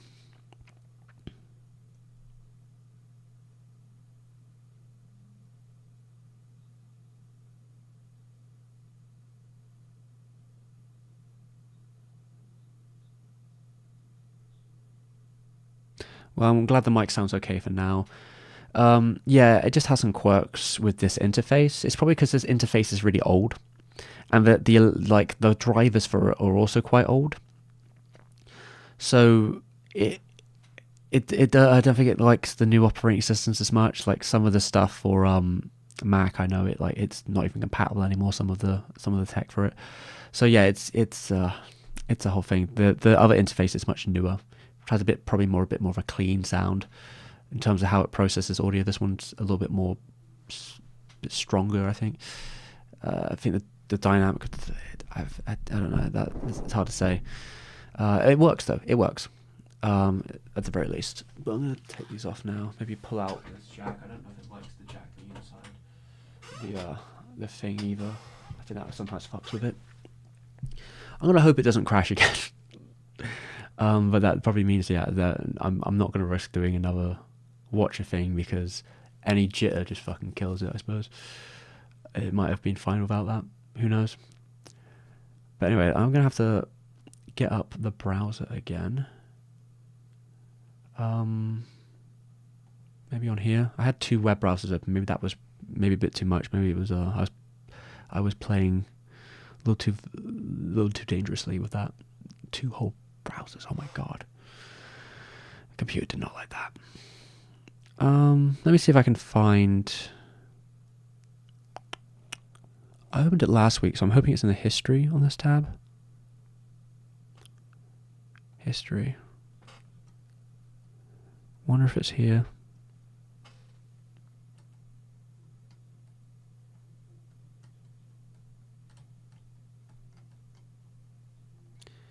Google. Okay, that was today. I want last week.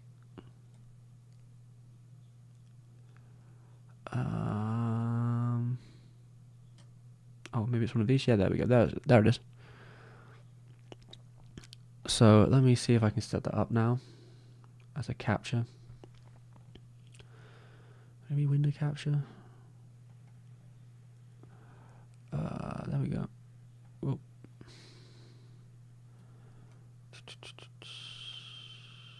Where's my other camera? Turn that one off. This one goes here. Actually, maybe this camera goes over here. And what else was it? Window capture. There we go. And maybe I do. There we go.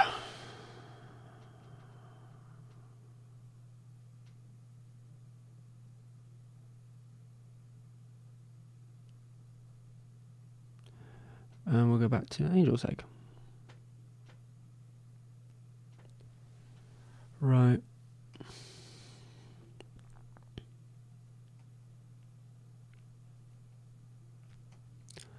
So we went through. I'm going to assume these probably come first, don't they? Well, the project was approved. Yeah, probably. I'm probably going to put these. Oh, it's not giving me the option. Okay, never mind. I can't move things around then. I would have to give. It's not going to give me the option right now on this browser. Well, that's how it's going to be then. Let's have a look at stuff.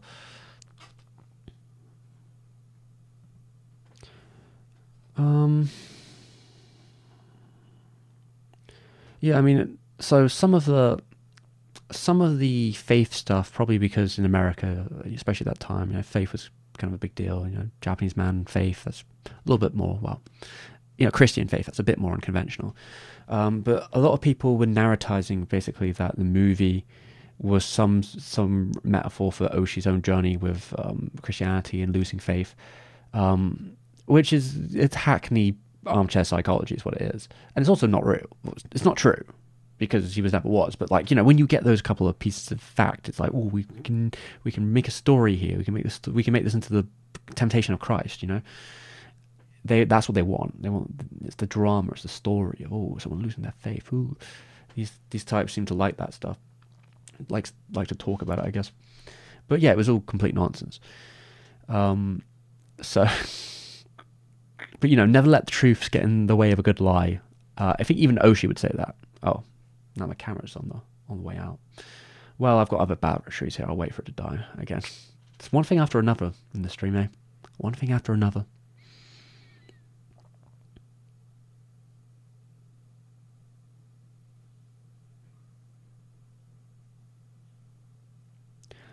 I mean, yeah, I don't think there's anything wrong with having a look into the sort of research behind the scenes stuff. I mean, that's what I do, right?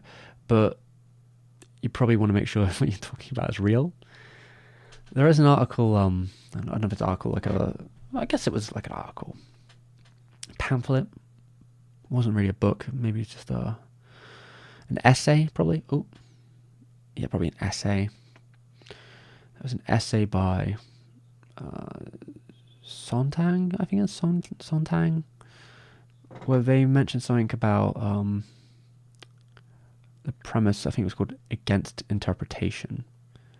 And while I think Angel's Egg is something that, yeah, if you want it, you can interpret the hell of it, I think they had an interesting point about when you pick something apart, you might you tame it in a way, like, you know, when you try and over break every little piece of it and turn it into like an examination, like a fucking, you know, like you're cutting every little piece and putting them in like different jars, you might be going a bit too far on that.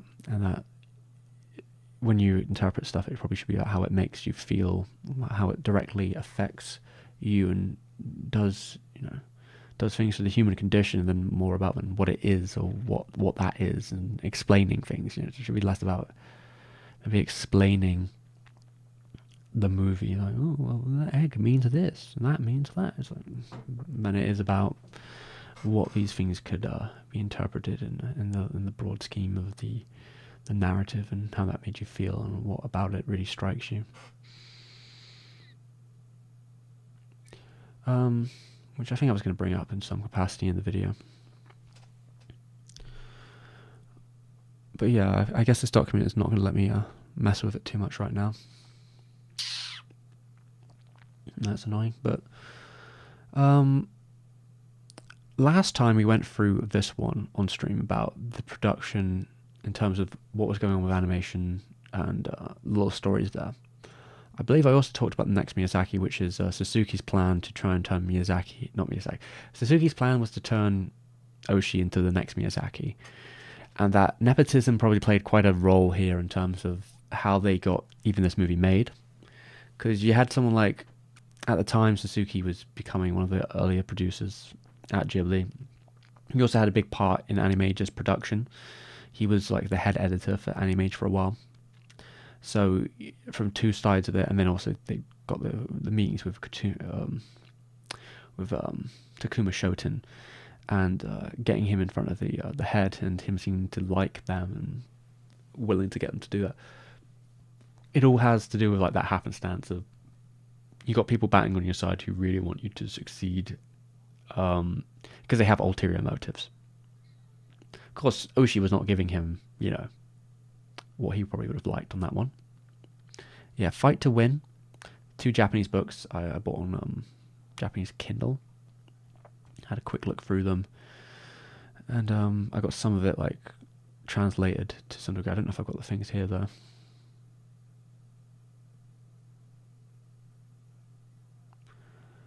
You can give me a source for Innocence. I'll be putting in a document eventually if I don't already have it. You can try and send it in the chat, but it could get killed by the spam filter.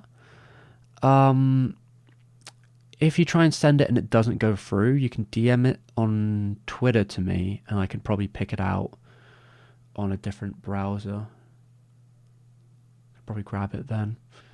I could give that a go.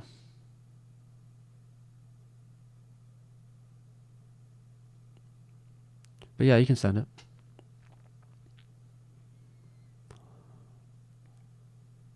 I'm always looking for more sources after all. But again, I might already have it. This document has a lot of stuff in it already. I think there's some parts in another one of the book I have. It's probably about Innocence. I got a book about Suzuki and Oshii's interviews over the years. So I think there's probably some in there about Innocence because they were working together on that. But yeah, part 2 is where the story comes.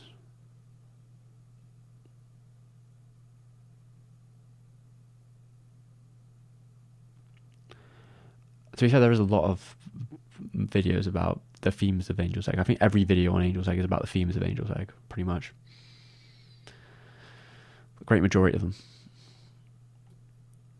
them. Yeah, so the thing about the rights we were talking about earlier, about Takuma Shoten took, some couple bullet points here. So they took Oshii's rights without permission and sold them off. So that's the international ones I'm pretty sure he's talking about there.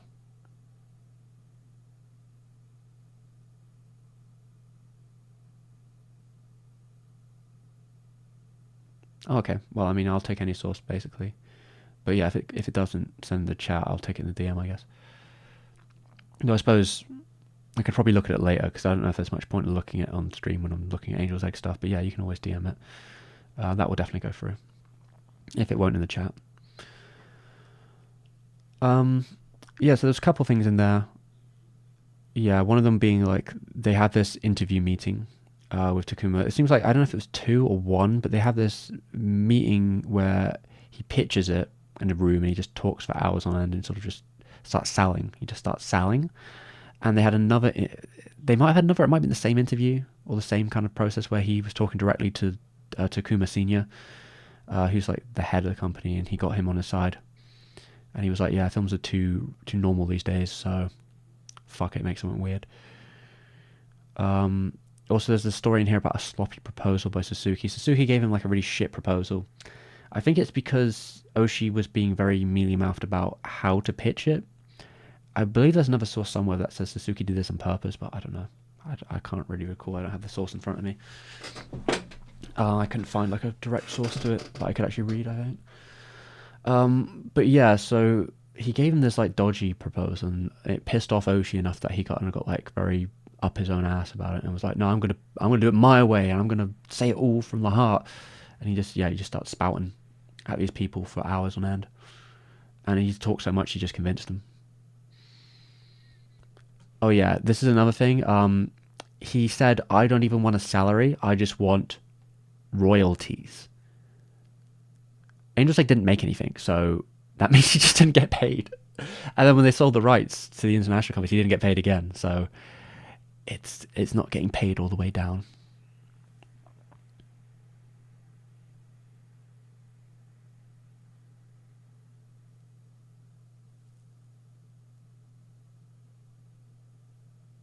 Yeah, Angel's Egg is cool.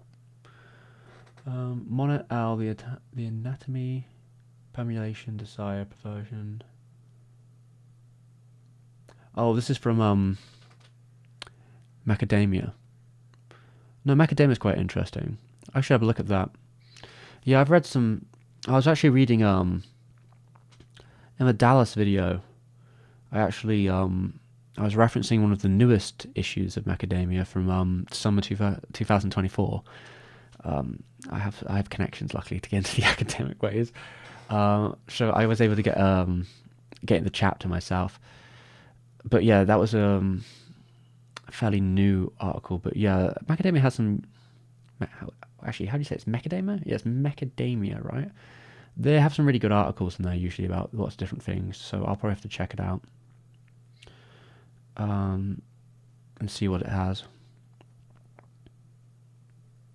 Innocence itself is a pretty interesting film. Oh, Macadamia 6 as well. So what is this? Is that Macadamia 5 and Macadamia 6? I could get a copy of both of those, and I'll have a look through. If that's just for oh, and 7 as well. Okay, so 5, 6, and 7. Yeah, I could get a copy of those books if I don't already have PDFs of them. But yeah, that'd probably be worth looking at.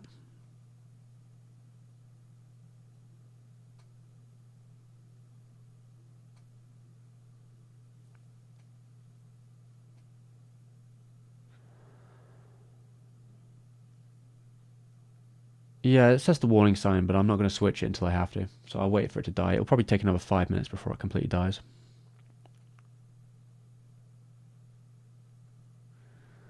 Now, Oshii can be, I guess, somewhat of a businessman, but he's also not very good at being a businessman. Like, it's certainly, there's some ways that he knows what he's doing, and there are other ways where he knows the talk.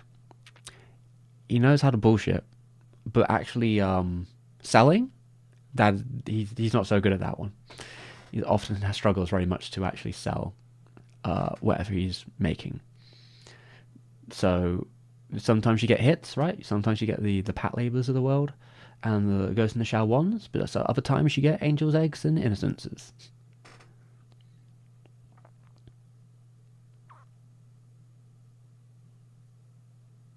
Yeah, you can get the Macadamia. Macadamia. I keep saying Macadamia. It'd be Macadamia. Macadamia's PDFs. I know how to get them. So that would be fine. I'm sure there's a meaning behind video. Yeah, I think somebody in the chat brought up the idea about... So this is kind of an interesting thing about the idea that what a man believes defining his work is actually a very contemporary idea. It's like post-Enlightenment idea, if I remember right. Because that's not how art used to be discussed at all in the prior years. Like this more modern interpretation of how an art reflects the creator's soul or something is actually, yeah, it's a very contemporary idea, and for most of art history that's not necessarily how people looked at that stuff at all. And it's the kind of way where these things can be true to an extent, but I think a lot of it is also about selling work and selling stories. That, you know, people like stories. People like stories about things that people like stories about work that paints an interesting narrative for them, you know? It makes it engaging for them. But yeah, a lot of time it can be very huckstery. It's probably easier to do that with like painters, because it's like, you know, one painter, one work, you know? But these same kind of methods were then brought into what we will probably eventually discuss. I think it's somewhere in here.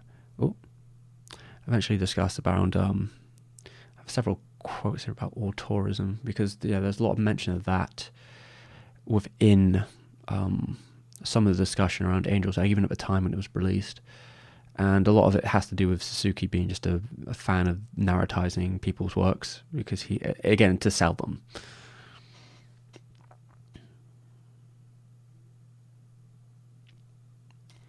Well, Ghost in the Shell 2, I'm pretty sure didn't sell particularly well. In comparison to the first one selling 1 million copies. I've never heard a number comparable to that for Innocence. And bear in mind, Innocence was also made, I think Oshii said the budget, like the actual production costs that they were given for Innocence was effectively as much as he'll ever get in his life. They gave him like, there was no limit to the amount of money they were willing to give that because of how well the first video had done. Well, like the DVDs and VHS and all that. So I think he said the cost was probably 3 or 4 times the original, which was around $3 million at the time, give or take. So, you know, you do the math, it's probably like $10 to $12 million. And it may have sold fine, but I don't think it was selling the same numbers that the original did. And I know at the time it was definitely sort of looked at a bit more like, what the fuck is this? And also the way it was sold in different places. I believe DreamWorks was picking it up in America at that time, because DreamWorks was trying to get in on that, and then they kind of like quickly gave up on anime very fast. So a lot of the things they picked up to try and sell at the time, they completely dropped. But I think manga video was also involved in some of the like costs too, just like the original. Probably not, maybe not as much. So there was like a lot of different factors of people involved, and I think DreamWorks kind of giving up on the anime didn't help it in terms of selling it abroad. But I've never seen any clear numbers, but I don't get the impression it sold anywhere close to the original, or that they consider it particularly successful. Maybe break even at this point. I mean, it gets released every couple of years, so it's not like it's completely dire, I suppose.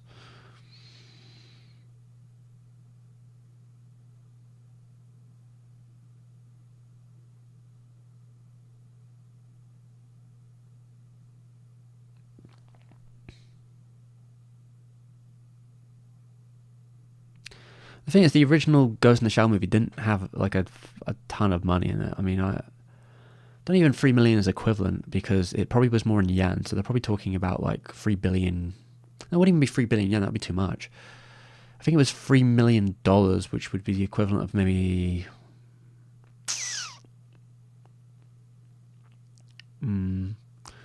that's like, was it like half a billion yen or something? Something like that, maybe. Half a billion, give or take. 800, no, half a billion, or maybe 800 million, 500 million, somewhere around that, right? It was okay. It was an okay amount of money, but it's not particularly a massive amount for an anime movie of its time. But a lot of the presentational stuff that made Ghost in the Shell good is that it has a very strong team who are already pre-established, making several movies beforehand, so they had their pipeline really tight. So you had everything kind of in place, so you were kind of building off the work you'd done prior with Patlabor 1 and 2. So you already have your set teams, and you have a lot of people already on staff ready, and you already have a method of how you're going to make it. So these things all kind of minimized production costs. So, you know, the company, well, it's very hard to put a price on talent, I suppose would be the word.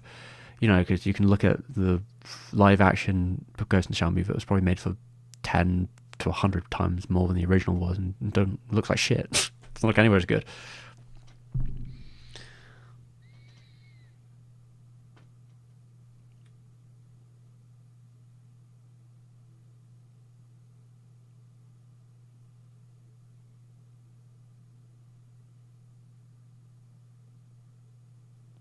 But yeah, the sequel, Innocence, they definitely had more money in the production, and I think you could understand why, because the type of production it was quite, for its time, quite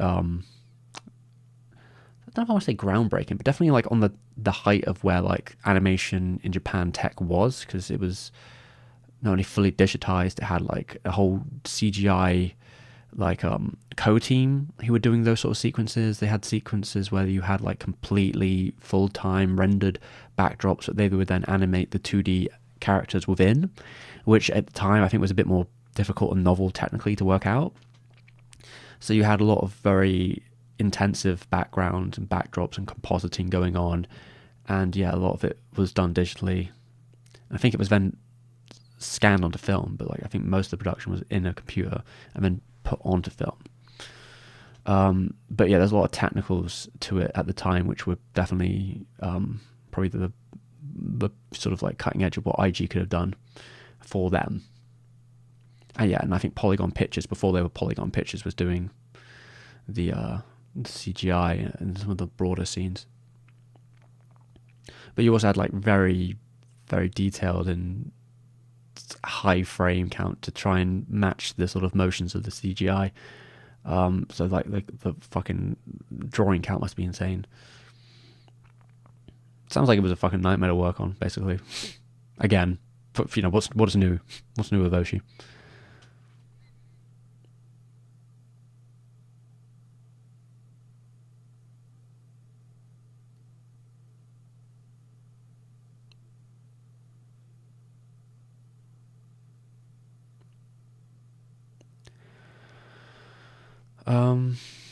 Sorry, where the fuck?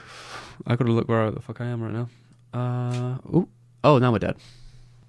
There we go. Let me see if I can sort this out.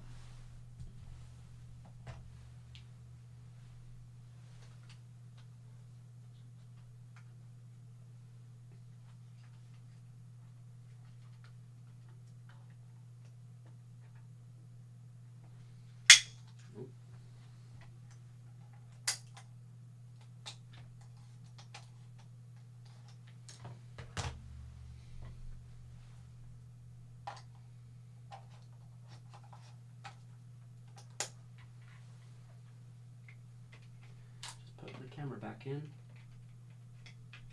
Get it back in the fit. Easier said than done. Bloody awkward. There we go. Put that there. And now I've got to refresh it probably. How do I do that? There we go. I'm back. Like I never left. Yeah, the battery went out. Okay. Anyway, let's get back to the old document here. And I'll have a look what we're at. That one is probably against interpretation, which I probably won't get too much into here, but it's an interesting document which I'll probably be using as some reference point. Now we have all the animage stuff. We have a couple of different animages. Because during this period, I think August, October, November, December all have stuff about Angel's Egg in them. So there's that. Some of this has to do with, yeah, there are many stories in the production about how they had someone lined up to be the animation director, and they just didn't show up.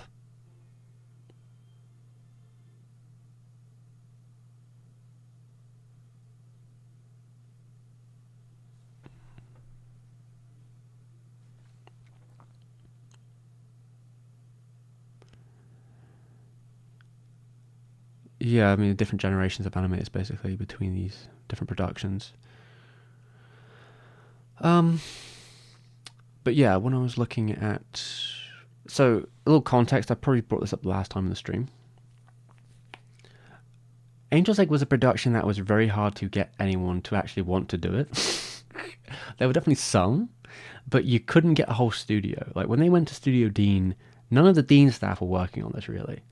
So, you were using Dean's studio space, but that's about it, right? Maybe their fucking paper and their resources. But when it came to the team, they were pretty much all just like freelancers. or people who were working at Ghibli that were put on the project. So you had a lot of people who were staffed at Ghibli. About six, half of them is that. And then you've got, for a small time, Hideaki Anno, wasn't it? Which might have been a Miyazaki thing as well. I mean, during this time, you've got 3 movies in production. You've got Hideaki Anno with Gainax. They are beginning the pilot for Royal Space Force, which also has some Ghibli people on it. And then at the same time, you've got Castle in the Sky, and you have Angel's Egg. So all these things are happening at the same time, and there's sort of mix between some of these, because like, you know, Sadamoto from Gainax is also on Angel's Egg. I don't think anyone's ever clarified to him what cut he did, but he ended up on it because he was a big fan of Amano's work, so he somehow found his way on the production. But yeah, nobody really knows what he did or how much he did. We have some ideas for some of the staff to a degree, because in one of the Animage covers, they mention like the actual count of cuts that to that point each of them had done. So like I think Shinja Otsuka had done like 70 cuts, and Futaki, one of the ladies, had done maybe 60 cuts, and Kitaro Kosaka had done about 22 cuts, and there's a couple others, but they all have like a set amount. But there's only 400 cuts in the movie, so there isn't actually that many cuts, but some of them are quite long. So yeah, I think the Ghibli people, they make up half the people. There's some that aren't credited. The director of Black Magic 66 apparently did something on it, but it's not credited, so maybe he's one of the people that ran away. Might have done very few cuts. Arno ran away very quickly when he was like, this place is fucking... I think he called it a monastery. He was like, this place is like quiet and like everyone's fucking... He was just like, there's fun in the air here. I'm fucking out. This is insane. He only did a couple layouts, so he didn't last long. And, you know, I think we got some images of them somewhere. They're about.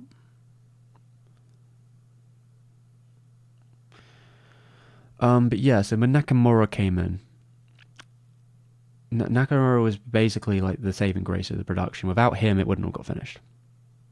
How's it going, Game Changer?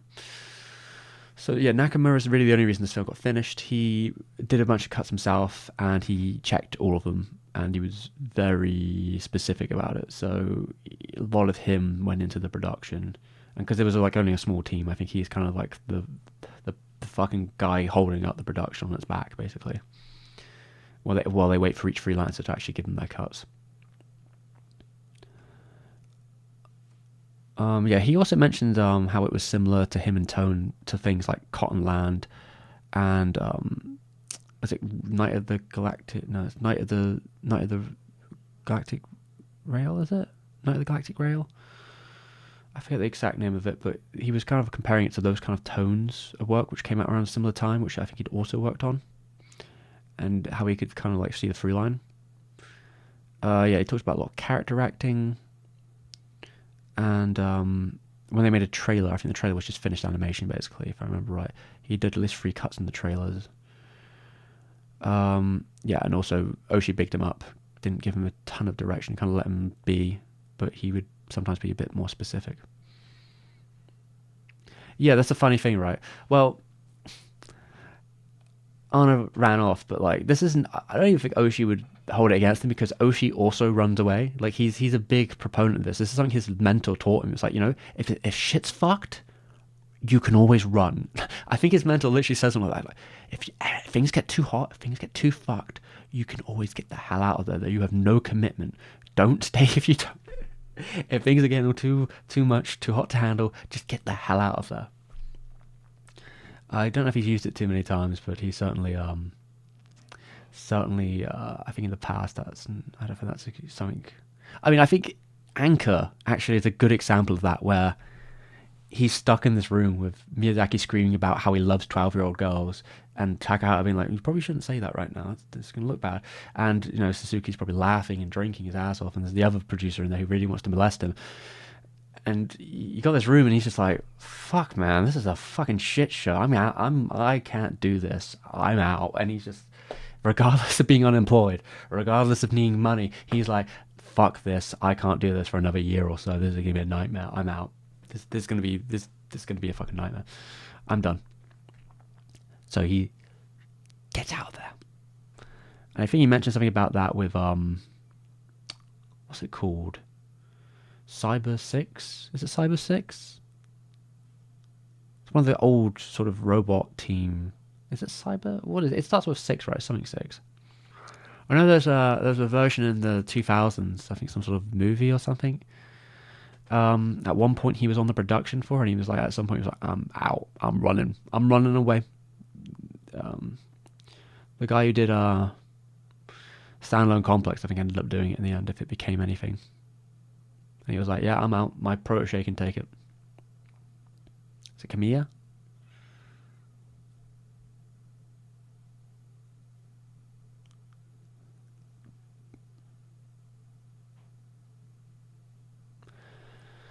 Yeah, I mean, it's not the worst thing to tell people. Is that, you know, there's always a way out. We're just getting the fuck out of Dodge.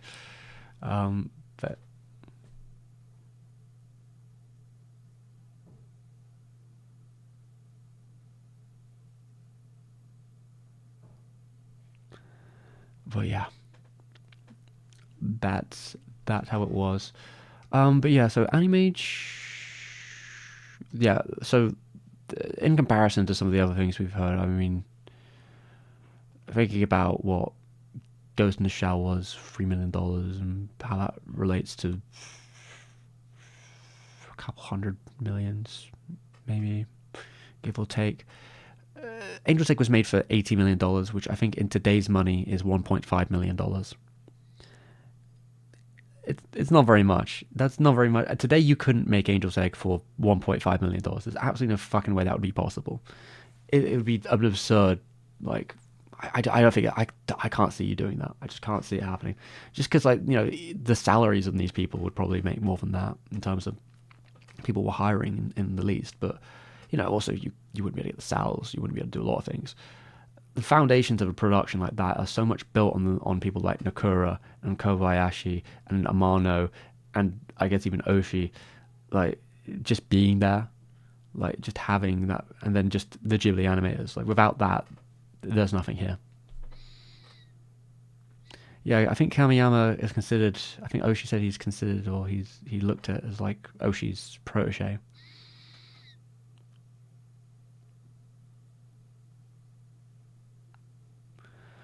I honestly don't know who the staff of Patlabor are yet, so I haven't really looked too far into that, but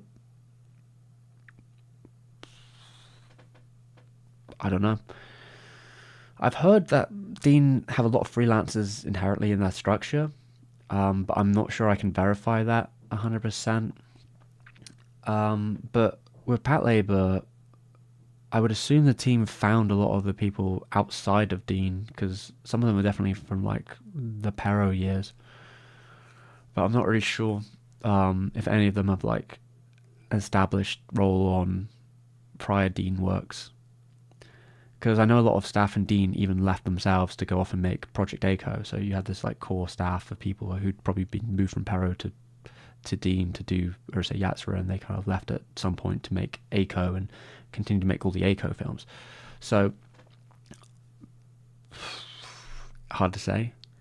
I think that the production house is a production house, and usually with a film or something like that, you will have to find your own staff sometimes, especially with Dean, where I think Dean was probably pretty busy with Ranma or Mason Ikoku or Urusei Yatsura around these times. You know, they have these, like, dedicated projects for those productions, so I don't really know. I mean, I don't know if he used Dean too much, because I think it's like Patlabor, some of the OVAs, and then by the time of the movies, I think they're slowly moving off to, like, the latest version of IG, or the earliest beta Tatsunoko IG. And then when it became a television show, it was Sunrise, and then in the 2000s it was Madhouse. So I don't really know how many things he did with Dean, like, as a studio, because you know, Gosam Bonsai, or whatever the fuck it's called, that's Pero. And then Patlabor kind of runs the gambit of a lot of different studios.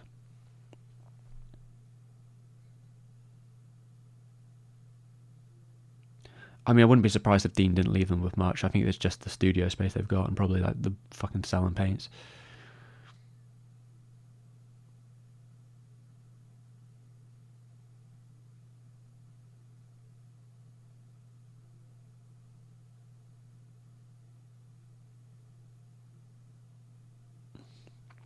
But yes, so yeah, the costs, not so much. Animage 85. There's definitely a bit in there which I think there's an Ehoba quote where he talks about Miyazaki recommended, and they also fought for some staff, which we were talking about earlier. And then the same article, when they were talking with Yas, they mentioned that, yeah, Angel's Egg only has 400 cuts. In comparison, I think, I want to say Beautiful Dream has 620, something like that, 626 or something like that. It's a very small portion, and Angel's Egg is even smaller. And there's like probably about 10 minutes of difference between those two films. So Angel's Egg is like the smallest cut to fucking screen ratio I've seen in, I don't even know, that's like some insane shit. But yeah, some of those cuts are like stalker long, so I think that's kind of the point. But yeah, it does mean that like less cuts give it to less staff, but there's less staff to deal with it, but that means they had to do more work individually. And we've got an interview here. We could read the interview. This one's probably, is this the 2000? No, this is 2016. Oh, we'll go over a look at that.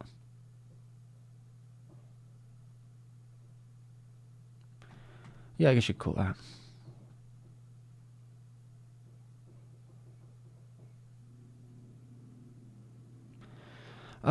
Well, the thing what I remember, I haven't looked at it in ages. I probably have to look when I get to Innocence. I'll probably have another gander. I remember when DreamWorks was like saying they'd handle the pitching for anime movies in the early 2000s, and the projects they handed were all fucking disasters. So they had Millennium Actress, which they kind of gave up on. They gave it a fake cover. Have you ever seen that DVD cover they made for it in the 2000s? Dog shit. And they also had, I think, Innocence. And I can't remember what else, if they had even anything else, but I think what they saw was Disney had Ghibli, and they're like, we want to compete, and we'll try and find our own anime movies. But I think they then realized how difficult it is to sell anime movies in America at that time, especially in cinemas, and instantly realized, no, this is a terrible idea. We are not going to be able to do this, because especially at that time, I don't think there were many other studios in Japan that were akin to Ghibli that would make like big, more family friendly films that they could be like pitching to people. I think they may have also dealt with Steam Boy, and again, all three of those, I think they did not have particularly good releases in America in terms of like promotion, advertising, and distribution. So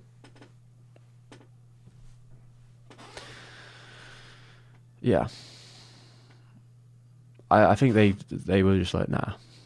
And even, you gotta think, even Disney was like fumbling pretty massively in terms of like Ghibli. They could not sell them to save their life. They were terrible at doing it. You look at some of the numbers they got on those things, and it's just like, fucking hell, guys, you're Disney and you don't know how to fucking sell this. It's embarrassing. Like, I'm pretty sure the movies that sold the best all came out after they lost the rights to them in America. So I think the best, that if Disney was, I can't even remember if Disney was still on it when this happened, but like The Burrows, I think, was the best box office they got out of any of them. Like Arrietty and Burrow, and they wanted to change the name. I think that one did the best for Disney. But G Kids has like flattened all of them of late. So G Kids, with especially with the last one they did, sold way more than any of the Disney ones. I mean, of course, I guess the market's more susceptible to it now, but even then, like, Disney should have been able to do better than they did. 2 million for Princess Mononoke, that's pathetic. When Warner Brothers is selling 80 million for Pokemon, you can't even get like 10 for Princess Mononoke. What the fuck are you doing? Oh my god. But anyway, well, that's a bit off topic. Do I consider the Shrek DVD? Are we talking about the Shrek 2 DVD with the interactive menu? Because that was pretty cool. I like that.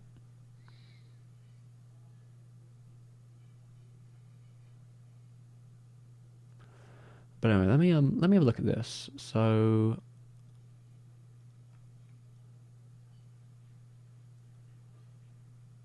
one of the images in the menu is going to be Angel's Egg, is it? Let's have a look at this, shall we? This this was an interview from a while back. And they're mentioning the TIFF interview on video. That was quite an interesting interview, but I think that's also one where Oshii is like bigging up how much Takahashi didn't like him. Which again is, he's fanning the flames a bit. But if you listen to Takahashi, he's always like, it's just drama. It's just drama. It's just fake drama. It's just people think it's entertaining, and I think Oshii thinks it's entertaining. And Oshii kind of has an opinion of people where he kind of like picks up on stuff that other people don't think is there, in terms of like, wow, that person really disliked me or something. And people around are like, what the fuck are you talking about? Just a normal conversation. But yeah.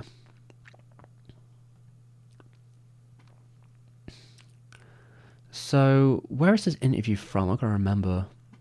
Is this just an interview he had randomly? If you watch the Mamoru Oshii TIFF interview, you'll probably be very curious to hear the dry and discouraging comments on Angel's Egg.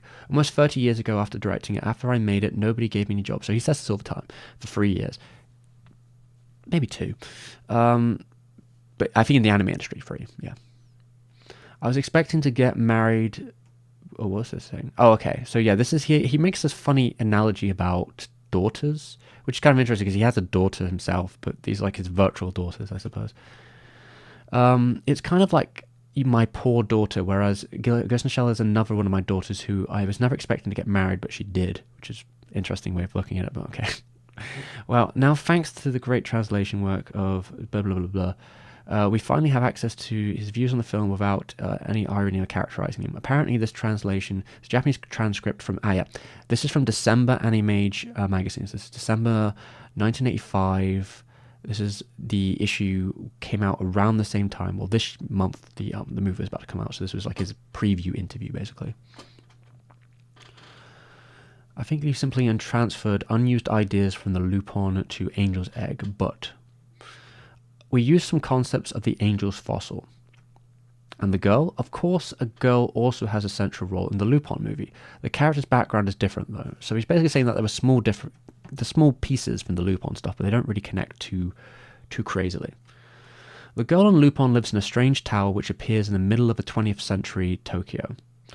The one who created the tower was an old architect who surpasses Moses and Gandhi, and the goal of his granddaughter. The architect also once had 12 disciples, and she served by remaining 4 or something. It seems that she spent her life in a wheelchair without talking one step out of her room. A murder takes place in the tower, and photographic evidence shows the white hands of a young girl. Lupin decides to tackle the mystery and sneaks into the tower. As he advances towards the interior, he discovers that white feathers scatter the ground and corpses of small animals, according to Fujiko's investigation. It turns out the girl wasn't the old architect's granddaughter. Then who in the world was she? She was actually an angel who mocked humans and killed them. It's fucking insane. That's some crazy shit, man. In my mind, the tower itself was based on Dante's Inferno, and the strange girl was Beatrice. So yeah, I didn't think we were gonna, I forgot that this part has like a breakdown of what his Angel's Egg, or his Lupin Angel's Egg would have vaguely been about. There's a couple of different versions. There was another version I remember hearing about a nuclear bomb, that they something about having the remains of an angel as a fossil, and it's actually a covert operation, and inside is actually a nuclear bomb. So it's a fake angel's fossil that has a nuclear bomb in it, and it's also Nazis. So yeah, maybe there's a couple little fucking outlines maybe out there by the seems of it. Commander to the girl in the arc is a human girl. Why did you want to use a girl? Now, I will say, like, with this interview here, Oshii is probably bullshitting, because I think he gives some clear explanations of different elements in the movie, which usually Oshii's not the kind of guy who does that when he's being honest. I think he's just kind of giving them random iconography, but he probably isn't being too serious about what he actually is trying to describe as the movie to be, because he's not the kind of person who explains his movies in any like particular detail.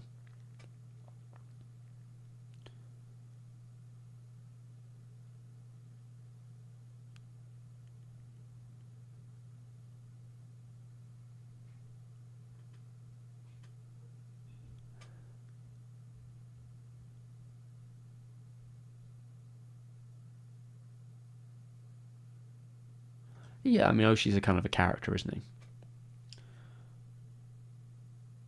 I think we do know the full story with Mononoke. I mean, I made a whole video about it. I think a lot of the stories around it are pretty self-explanatory. You know, a lot of Weinstein and stuff, but yeah. So most of this interview, I remember, I think he's giving like some basic sort of rundowns of possible iconography in the movie. I'm not sure. All right, so it says compared to this girl in the arc, is a human girl. Why did you want to use the girl? So I'm not really sure myself. I used the characters like Ataru and Mujaki before. Simply really wanted to use the image of a young girl this time. Now Oshii, again, he's given like several different versions of the story about why there's a little girl in this movie. I'm pretty sure himself. One of them involving this idea that he wanted to create an uncute girl in an era of cute girls, like in an era of lolicon sort of era. He wanted. I mean, he failed completely because the character is very cute. Like, I don't know what the fuck he's on. I don't know where he thinks that's an uncute girl, but maybe his taste in cute girls is different. Another one had to do with his daughter, his real life daughter, who he was separated from at the time, making something akin to a piece for her. Sometimes he says this is something that his mentor told him, and it was something more subconscious that he picked up on later. But he likes to tell different stories. He likes to tell different versions of these events. Where I don't know if he believes what he believes in there. I mean, the character of the girl was drawn by Amano. He likes drawing the girl, so I don't know if it was something he even told Amano to do, or if Amano just did it, and he was like, "Yeah, that's cool. I'll take that." And he just grabbed it because Amano does like drawing these kind of characters, and had been drawing several characters in a similar fashion in his freelance days before Angel's Eggs production even began.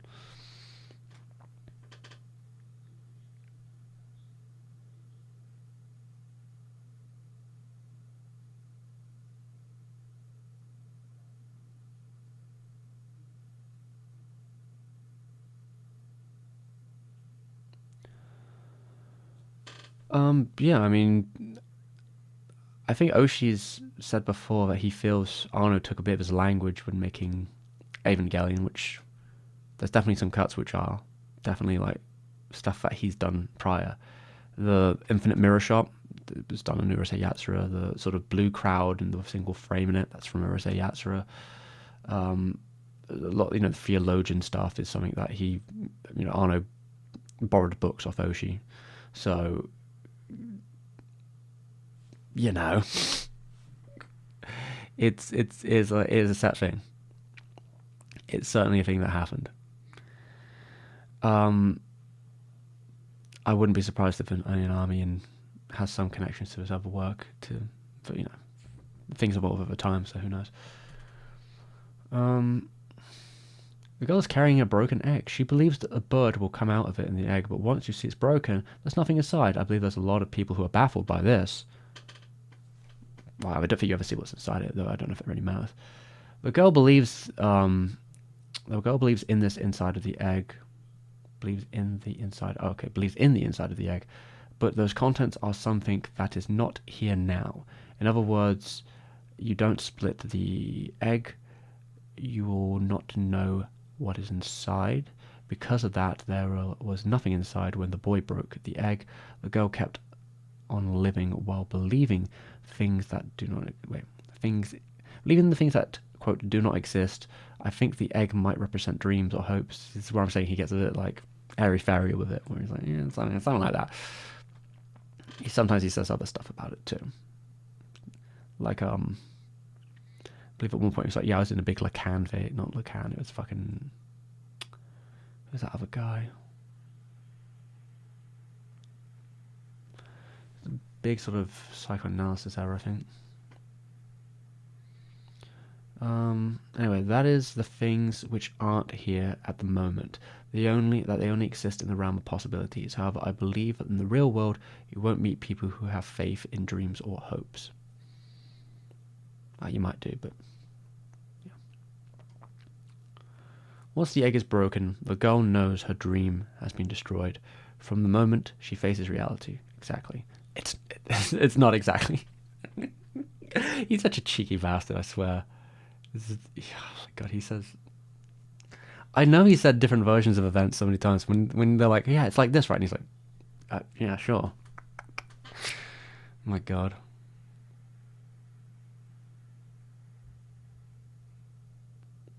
I found any epic and funny thing today. I had... Probably not. I had just a nightmare with my mic set up earlier. That's really... Yeah, I don't know if I found anything particularly funny. I think most of today I think was spent fixing my audio setup.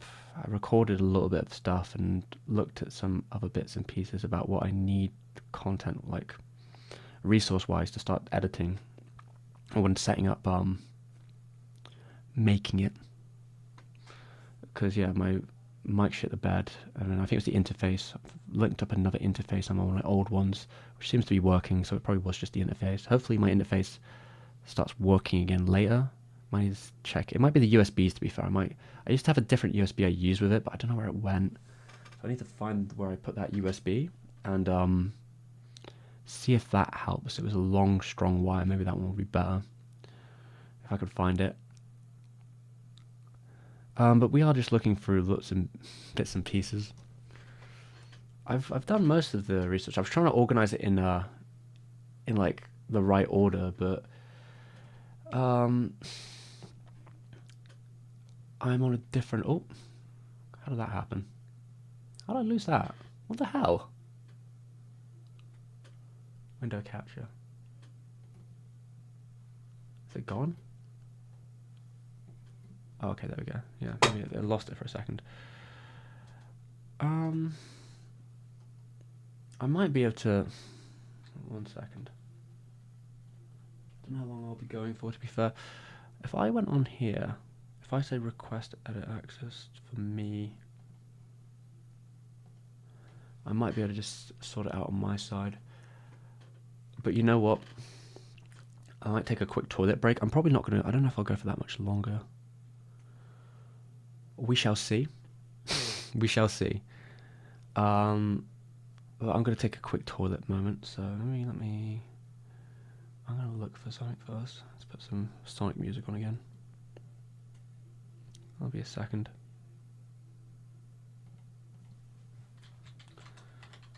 I'll probably end up getting some dinner soon, but I'll have a quick look through this. Let me see if you can hear it. Oh, fuck the camera. You crafty little bastard. You knock it just a tiny bit. Oh my lord. Wants to fucking shut down. Let me see. Oh, okay, I might need to set this back up.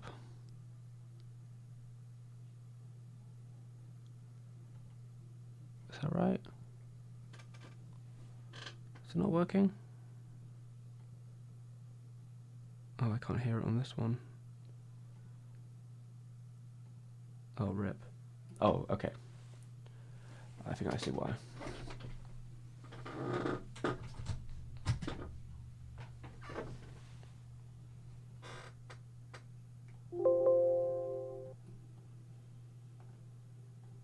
Maybe I'll try again.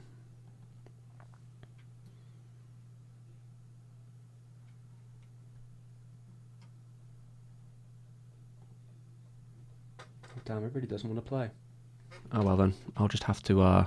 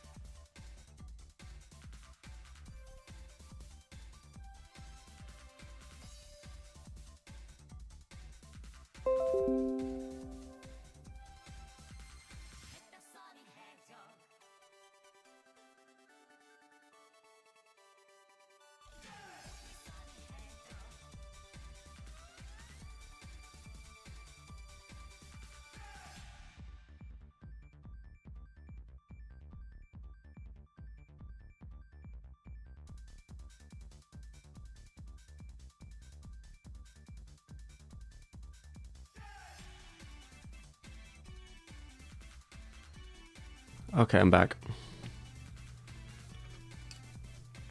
I got the music back though.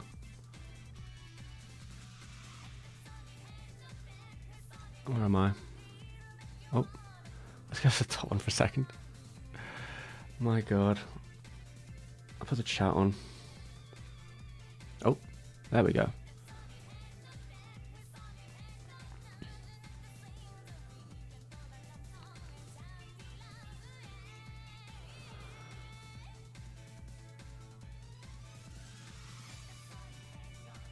Yeah, but yeah, alright. For a second it was not working, but now it's okay. You get a chance to watch the new... Oh, I have not. I haven't watched the AOG in a while, to be fair. What's the new one on? Maybe I will check it out.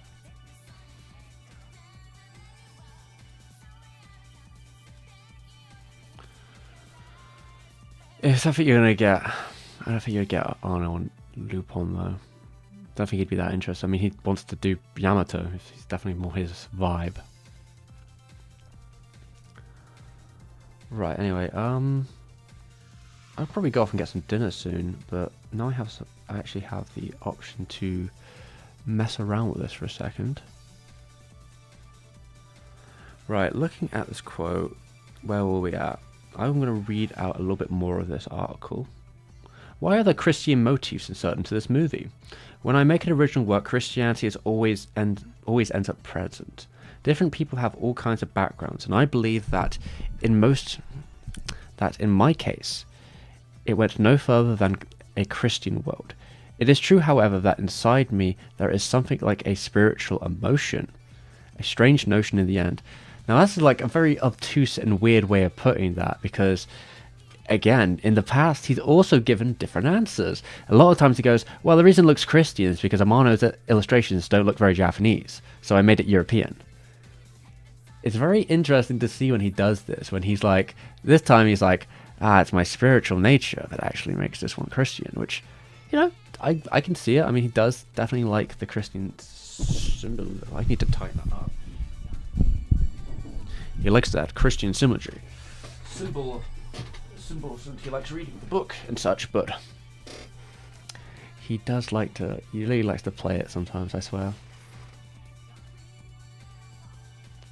Yeah, I guess we do need that final Koike Lupin, if that will ever happen. Oh, there's a cliffhanger, that's interesting. Doesn't usually do those.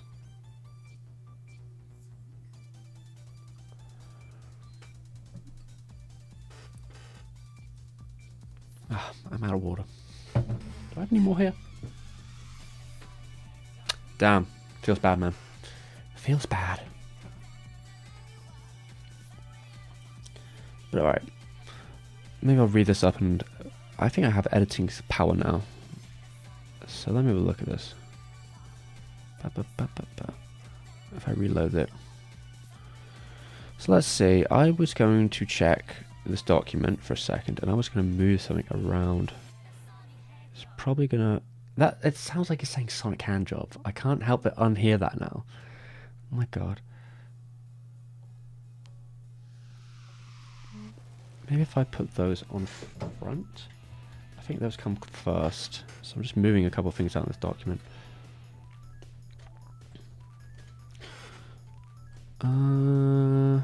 Anyway, let me have a look. I'll have a quick read of what else we got in here. I believe there is also a possibility of setting real Japan as a stage in your current work. Why did you make the abstract setting? Oh, okay, so here he's going to bring this up. First, I thought Amano's characters are hard to place in actual Japan. The original plan was to set them in real Japan, but the idea was discarded. Including Lupin? Yeah, that's right.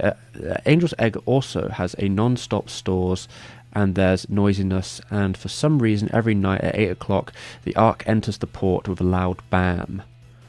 I did have these kind of images in mind, but I also had the feeling that including them would kill the movie project. I don't know, you could have probably done something with that.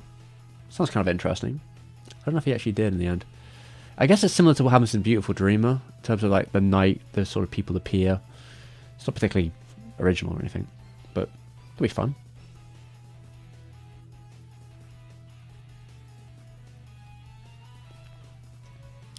So it turned into an abstract setting. I removed any sign of realistic component, that kind of feeling.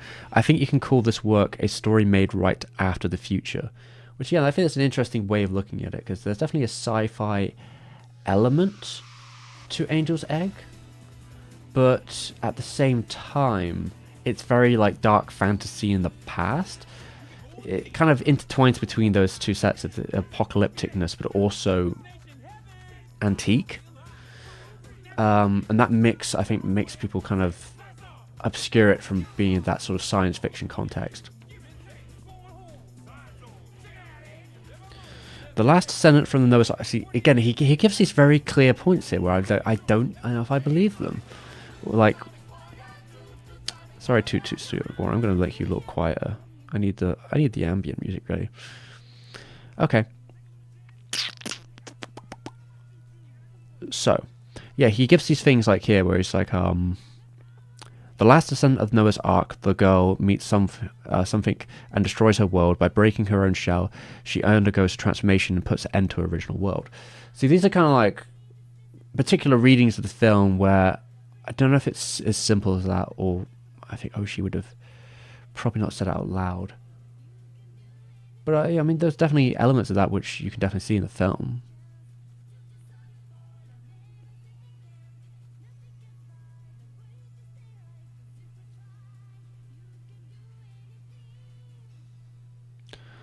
But yeah. In other words, the world ends with her. Yes, the world itself is probably something that the girl had invented. That world only existed within her scope. I think that if there is a spiritual meaning in that, it can surface in the story, but only appears in part. Which I guess he's giving an implication that there's probably more there under the surface, maybe. Or you could see it that way. Oh, that's Sonic Boom now. Anyway.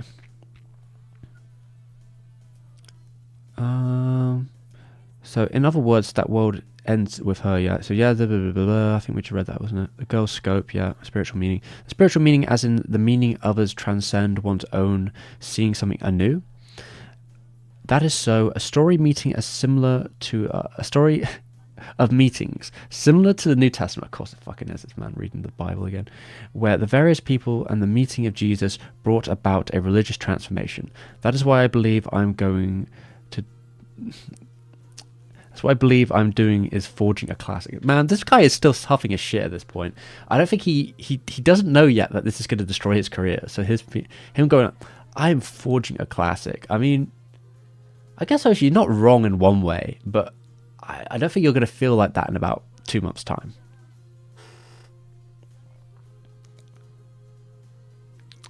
Someone says, forging a classic. Says, yes, I have a feeling that I'm creating a world which, if left alone, is gradually absorbed into the classics. The image of the movie was that something pure coming out of it, and actually much more suspicious of the world, filled with dubious nothings. Gradually, it was purified into an art film. I didn't think it would become a purified world, but what had been so far, strangely enough, has the face of a classic. While making the film, I ended up thinking I was forging a classic. Forging meaning that you were creating a split image of a classic. Yes, I think the movie is a genre, which, does he mean in a traditional sense? I don't know, it's a bit of an odd way of using it. Which is certain shadiness, even though everything about the movie is made through artificial means, they show an artsy appearance in some respect.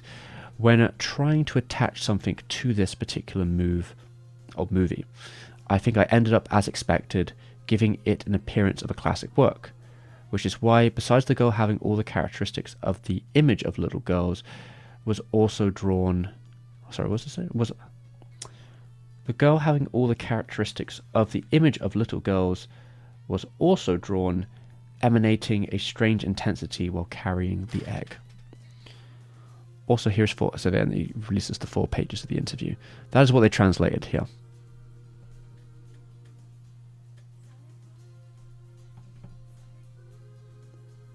I am reading from... I had it on the screen a moment ago, but I took it down because I was doing little things. But it would be...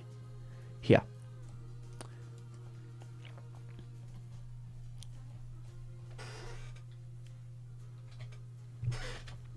This is an interview with Mamoru Oshii on Angel's Egg from December 1985 in Animage of that month, where he's describing some loose elements of the movie. This is just before the movie came out, so this is probably his final interview. You see here too, that picture there is part of the Amano and... Oh, actually, is it? I'm not sure. Oh, well, okay. Yeah, sorry, these images at the bottom, I got a bit lost there for a second. These images at the bottom are actually a different interview. This is the 1986 Animec interview, which is both Amano and Oshii. That's a really good interview. Looking through it, I thought it was great. Lots of interesting stuff in that one. That is not the images of this interview, which is from December of 1985. Oh god, this is the Crush 40. Ew, Crush 40. Get out of here. Not now. I don't want your version. Gross. I'm going to end that for a second. Anyway, I'm going to stop in a moment. Right, let's just turn that off. We didn't really get very... It takes a long time to get through these sources.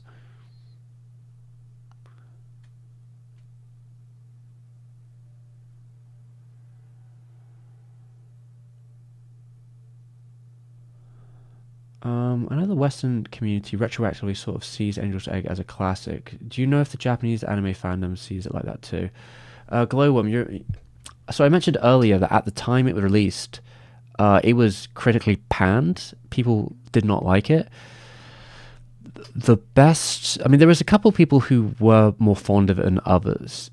Like, it did get 18 out of 20 in the Animage final that year, which you could do worse than that, I guess, but you have to think it also was promoted heavily in that magazine, and during that period of it being promoted heavily, like, you know, there's at least every month something about it in the magazines running up to its release. From like August onwards, there's definitely like bits and pieces in each of its magazines, some of them longer, some of them shorter, but August had a pretty big substantial thing. October, November, and December also had. I think September might have had something. I'd have to look through it. There's a lot there, and for you to get that low on a magazine who is, you know, not only funded by the person making it, but they're like, it's in their interest to promote this to their audience, and they were just like, eh. Some of them liked it, I guess, but not enough to get it into like that top 3 like Beautiful Dreamer did, or even Urusei Yatsura's sort of explosive interest. So when you take that into consideration, and a lot of other critic reviews that Amano and Oshii talked about at the time was that people didn't like it. A lot of people just thought it was very indulgent. There certainly were people who did like it. I think one of the classic shoujo writers at the time, Hagio, I think she quite liked it. But a lot of other people around that time, there was some fan art. There's definitely some cute fan art from the film in that year. But yeah, the majority opinion, at least from both Amano and Oshii at the time, was that people really didn't like it, and people didn't get it. And the majority of people that talked to them about it were just like indulgent, up its ass shit. Nowadays, it might have a better reputation in Japan, certainly. I mean, it's been a long time since then. And of course, it keeps getting re-releases in Japan. It's had a couple, you know, it's had 2 DVD releases, it's had its Blu-ray, and it had a 4K showing in 2020. So I think it's the people who really were into it, like the people, that cult of people who were like really into Angel Egg, really like it. But I don't know if it particularly has the same reverence that perhaps the sort of more grassroots sort of people in the West picked it up and found it and kind of hold it like a hidden gem, kind of like hold it dear because it's never gotten that physical release in the country, and it's kind of that sort of thing you find on the YouTube and stuff, or you find it on the internet and you get to watch it and be like, whoa, that's so different than what I usually see. This kind of feeling. Nowadays, I don't know about in Japan though. I don't know if it will. I mean, it doesn't tend to end up in like those. Sometimes they do like public lists of like the nation's favorite Japanese anime and stuff, and I've never seen Angel Egg appear on any of those, like Ashina Joe did, or Yatsura did, or Ranma and One Half did, or any of those sort of popular shows or movies at the time. I've never seen it really. I think it's niche's niche, and it in a career of Oshii having a lot of things that haven't done particularly well, Angel's Egg is definitely one of the greatest of those, hasn't done well, has a very specific audience in mind. Now, who knows? Maybe after this release in 2025, maybe there'll be like a reassessment in Japan. Maybe they'll have like a little talk show about it or something when they see maybe there's a positive response in the West, and maybe someone will make a talk thing about Angel's Egg again, because it will be in that year. It will be like the 40th anniversary, so there might be a talk, and maybe people will be discussing it again, and maybe there'll be a more nuanced conversation in Japan about it. But who knows?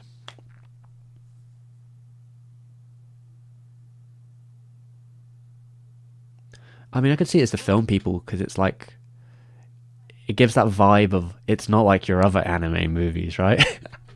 Which is true. It is true that it's technically not like them, but maybe to those people who have that, like, I was saying this the other day, right? I saw some clips of, I was thinking of talking about on stream, but there's part of me that's also like, I don't want to deal with it, because I don't think the topic overall is that interesting. But I think Sean made some video about a controversy of some video game, right? The one with the lady in it. And there's some sections about anime fans in there, and the way he talked about the anime fans in that, this is probably my leaving note here. He has the equivalent of Catholic guilt, and I swear there are a lot of anime fans that have this fucking Catholic guilt about them, where they're so fucking ashamed of anime, they're so ashamed of these like particular quirks and nuances to the medium, that they have to be like, oh no, not this one's not like that, no, that's the bad ones, I like the good ones. It's like, shut the fuck up, man, like, get over it, you're a grown adult, fucking have some backbone, you little skeleton, grow some spine about it, my lord, like, when you talk about this stuff. And I wouldn't be surprised if Angel's Egg, it's kind of in that category for some people, those sort of those film fans. Actually, there's a funny story, tangent I suppose, funny story about when they played it in New York a couple years ago, I think in 2020, they actually played Angel's Egg in New York, and Amano showed up to the showing, and he did a Q&A, and there was actually some famous people in the audience, what's her name, Caroline Polchnek? How do you say that? You know, the musician, she was just in the audience asking questions. It was mentioned there, and I think there might have been other people there, I don't know. But it's New York, so what do you expect? But I just find that very funny that, yeah, the kind of audience that Angel's Egg might get is, yeah, could definitely be. You know what a good example is? Like, you know that Rate Your Music, there's that site, Rate Your Music, right? It has an anime section, and their top 10, I think Angel's Egg is in the top 10.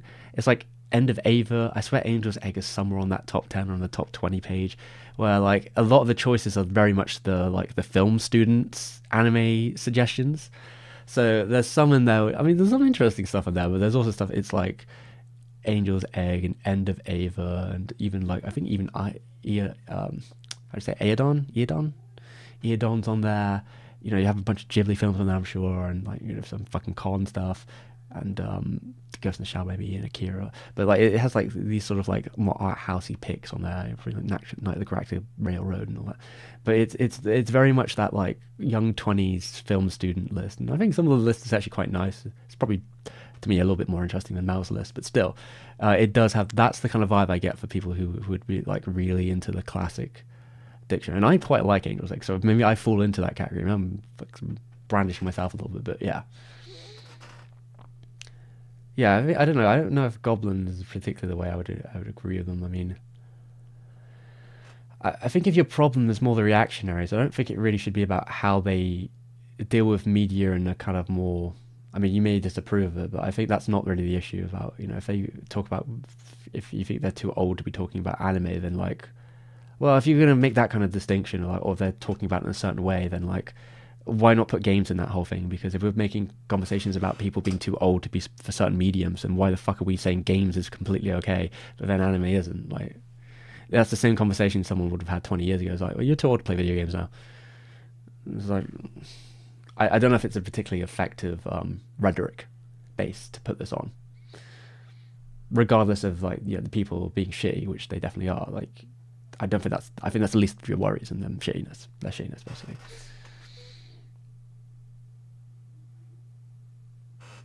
Well, the site it's a fairly popular rating your rate music. I mean, you can just RYM, you'll find it. But yeah, they have an anime page, which I always thought was funny because they're a music blog, but they do have ratings for other movies. But yeah, it is it's very tight. It's a very specific type of audience in that list. But yeah, I think Angel's Egg would be bigger with them.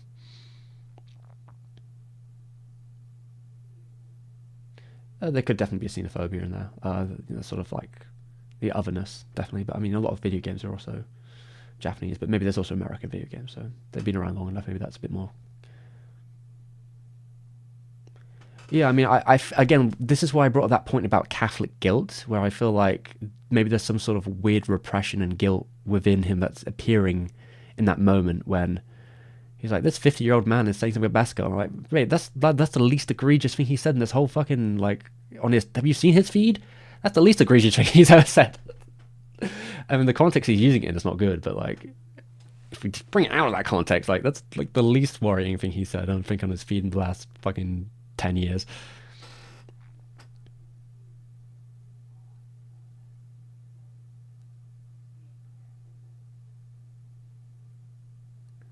But yeah, I digress. It's what it is, I suppose. But yeah, that's why I thought Catholic guilt is a funny comparison, because we're talking about Angel's Egg, and it's all even if Oshii's not about that faith, you could definitely it's very easy to read Angel's Egg as being about faith and theologians, and even if it's just religion in a more broad sense. So I think there is something interesting in there, in the comparison between anime fans and Catholics, that they both seem to have a cross to bear. And that cross, I suppose, in this case is anime. God and anime. Just like that kid, he was a prophet himself. Well, it's not specific to Catholics, but Catholics are quite infamously known for their guilt complexes. It's a well-known thing, I'm sure there are many religious people that have some form of guilt built into them, yeah. But I think Catholic guilt is a funny word. It's a funny piece of iconography. Anyway, I should be getting some dinner. Thank you for joining me on this. Next time I will probably do a different type of stream, but I was running out of time. I'm going to try and really bunker down on the Angel's Egg video, because I want it done by the first week of December. So I'm going to do my best to get it together very quickly, because I have what I think is pretty much a done script. I've been getting together media. I've been drawing stuff out. I think there's about 12 drawings that video has. It's probably going to be 20-ish minutes long. It's about 4,000 words currently.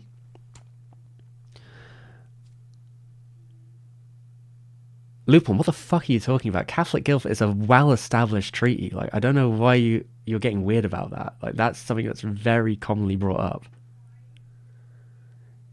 It doesn't matter if it's specific or not. Maybe, yeah, random Catholics might not have it, but it is a very common, place thing, especially even in filmmaking. It's quite a common thing, because it's very well known that Scorsese has infamous Catholic guilt, where it's exhibited in his movies. When he made a film called The fucking Passion of Christ, for God's sake. No, not The Passion of Christ. What was it? The story of, what's it called, that film? It's not The Passion of Christ, that's Mel Gibson's one. He had the Jesus Christ, the one that came out in the 80s with fucking what's his face. It's not real, it's a meme. I don't give a shit. It's real to somebody, I'm sure. Come on. The death of Christ is the first, it's the sin, whatever. I don't care if it's real. What are we talking about? The temptation of Christ, yes. The temptation of Christ, or is it temptation of Jesus? I thought temptation of Christ sounds better.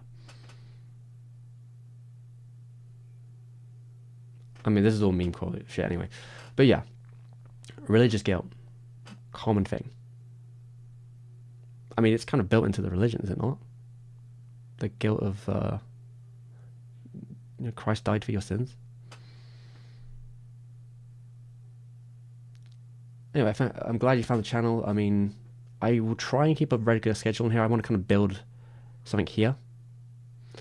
I feel like instead of trying to do half-hearted on the other channel, it might be better to build it up and have an archive here. I'll see how it goes. I might still do the occasional live stream on the other channel when a video comes out. Maybe, depends how I'm feeling. I was just too exhausted yesterday to do one when I released the video. But anyway, I need to get some food. Talking about the video, I'm drawing up the pictures. I think 8 of them are roughly somewhere done. And you got a couple well, I do have a Discord, but it's Patreon only because I can't deal with a public one. I don't have time to be moderating like a public one. It'd be too much work. But I do have it's like one of the tiers. I think it's tier 1, like, you know, $1, whatever. I give people a link to the Discord usually. I've done it. I sometimes mention that, but yeah, it's pretty chill in there. Like, it's not crazy active or anything, but you know, I'm in there pretty much a day. I'll try and give updates, and sometimes people chat, you know, chatting about animation and whatever else. It's pretty casual. I think it's I think it benefits from being a Patreon only kind of place though, because I do not have the time to moderate like a public space. Absolutely not. Anyway, what was I saying? Yeah, so the video hopefully will come out in the first week of December, but I'm gonna have to really push to try and get it for that one. It depends how long it takes me to edit all this stuff together. But that's what I would like to happen. If not, I suppose a bit later. I have a contract currently, and there are 2 videos left on it, I would say, so I need to get those out by December, so I can't be spending too long on Angel's Egg. But the last video is not going to be connected to the Oshii month. It's going to be something a bit more casual. Just one of the lighter subjects. I had like an idea for a video a while ago. Hopefully it won't take very long.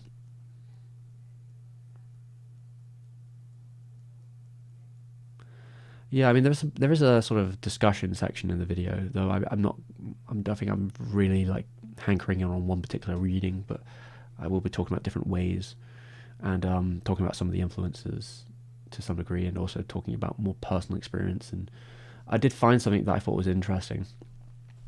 I found a very old audio clip of me, which is pre YouTube videos, pre my channel as it is now.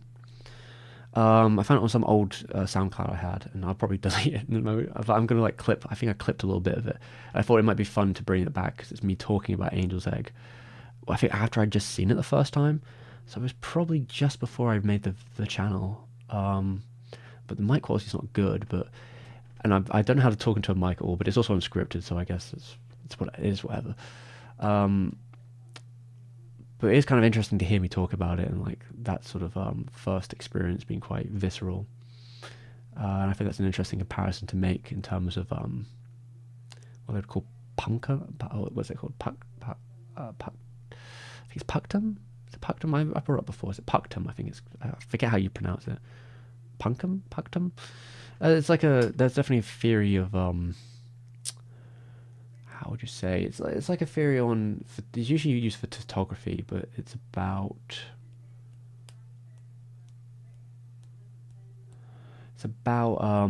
that kind of feeling of being pierced by a work, like on a more viscerally emotional level.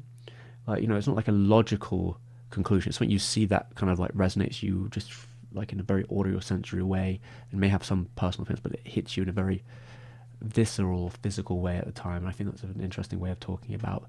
There are scenes in Angel's Egg that I think really hit in those kind of ways, even in rewatching it. And they're not on paper. I don't think they're like, you know, if you look at them on paper, it's kind of like, so what? It's like, you know, it's a scene where it's just like they walk down a road. It's like, oh, yeah, I guess they walk down a road. The shadows sort of go over their face. It's like, okay. And it's like, but you gotta be there, man. You gotta be there. That walking down the road was fucking peak, you know. Or it's like, man reacts to fossil, and he's like, oh, and you're like, oh. But even if you tell someone that, they're like, what the fuck are you talking about, man? Huh? Anyway, it's 9:30 now. I need to make some dinner. So before I get sidetracked again, yeah, hopefully by the 7th, I'm going to have to work my ass off, maybe. There's a part of me that's like, I'm going a bit too casual about it, but there's a part of me that's like, no, it'll get done. But then there's a part of me that's like, no, you probably do need to speed up if you want to. I want to get most of my stuff done before Christmas, you know. I want to have some time on a break, maybe. A little break for my family time, you know. So I'm trying. I'm trying. But I guess it'll be done when it's done, but it needs to be done sometime in December. But hopefully early December, because I want to get that ad revenue in. Anyway, thank you for watching, everyone. Hope you enjoyed. Maybe next week I'll have a more structured one, because this is kind of me being like, I don't have time to plan something right now because I'm in the middle of video production. But maybe next time I'll have something a bit more structured outside of looking at sources and research. But we'll see. I did have an idea of doing a reaction, but now I have to be a bit careful of that, because if my other interface doesn't start working again, there's no guarantee it won't just crash every 5 minutes in that fucking in me reacting, like watching a video on stream. I can't guarantee it's going to work particularly well. I have to be careful about that. Hopefully it does start working. If it doesn't, I may have to risk it, or maybe maybe it would be better if I just download the video and then I have it as I don't have to worry about like bit rates or whatever else, or it stuttering as much, maybe, because if it's just a video that I've already downloaded, I think it may work a bit more consistently. So maybe they'll have to do that and just take it off that like possibility of internet or bandwidth or other browser fucking Chrome memory leaks getting in the way. That will probably be my bet on there. But yeah, I'll have to see how my equipment is and if this interface starts working again, or if a new wire can help it. Time will tell.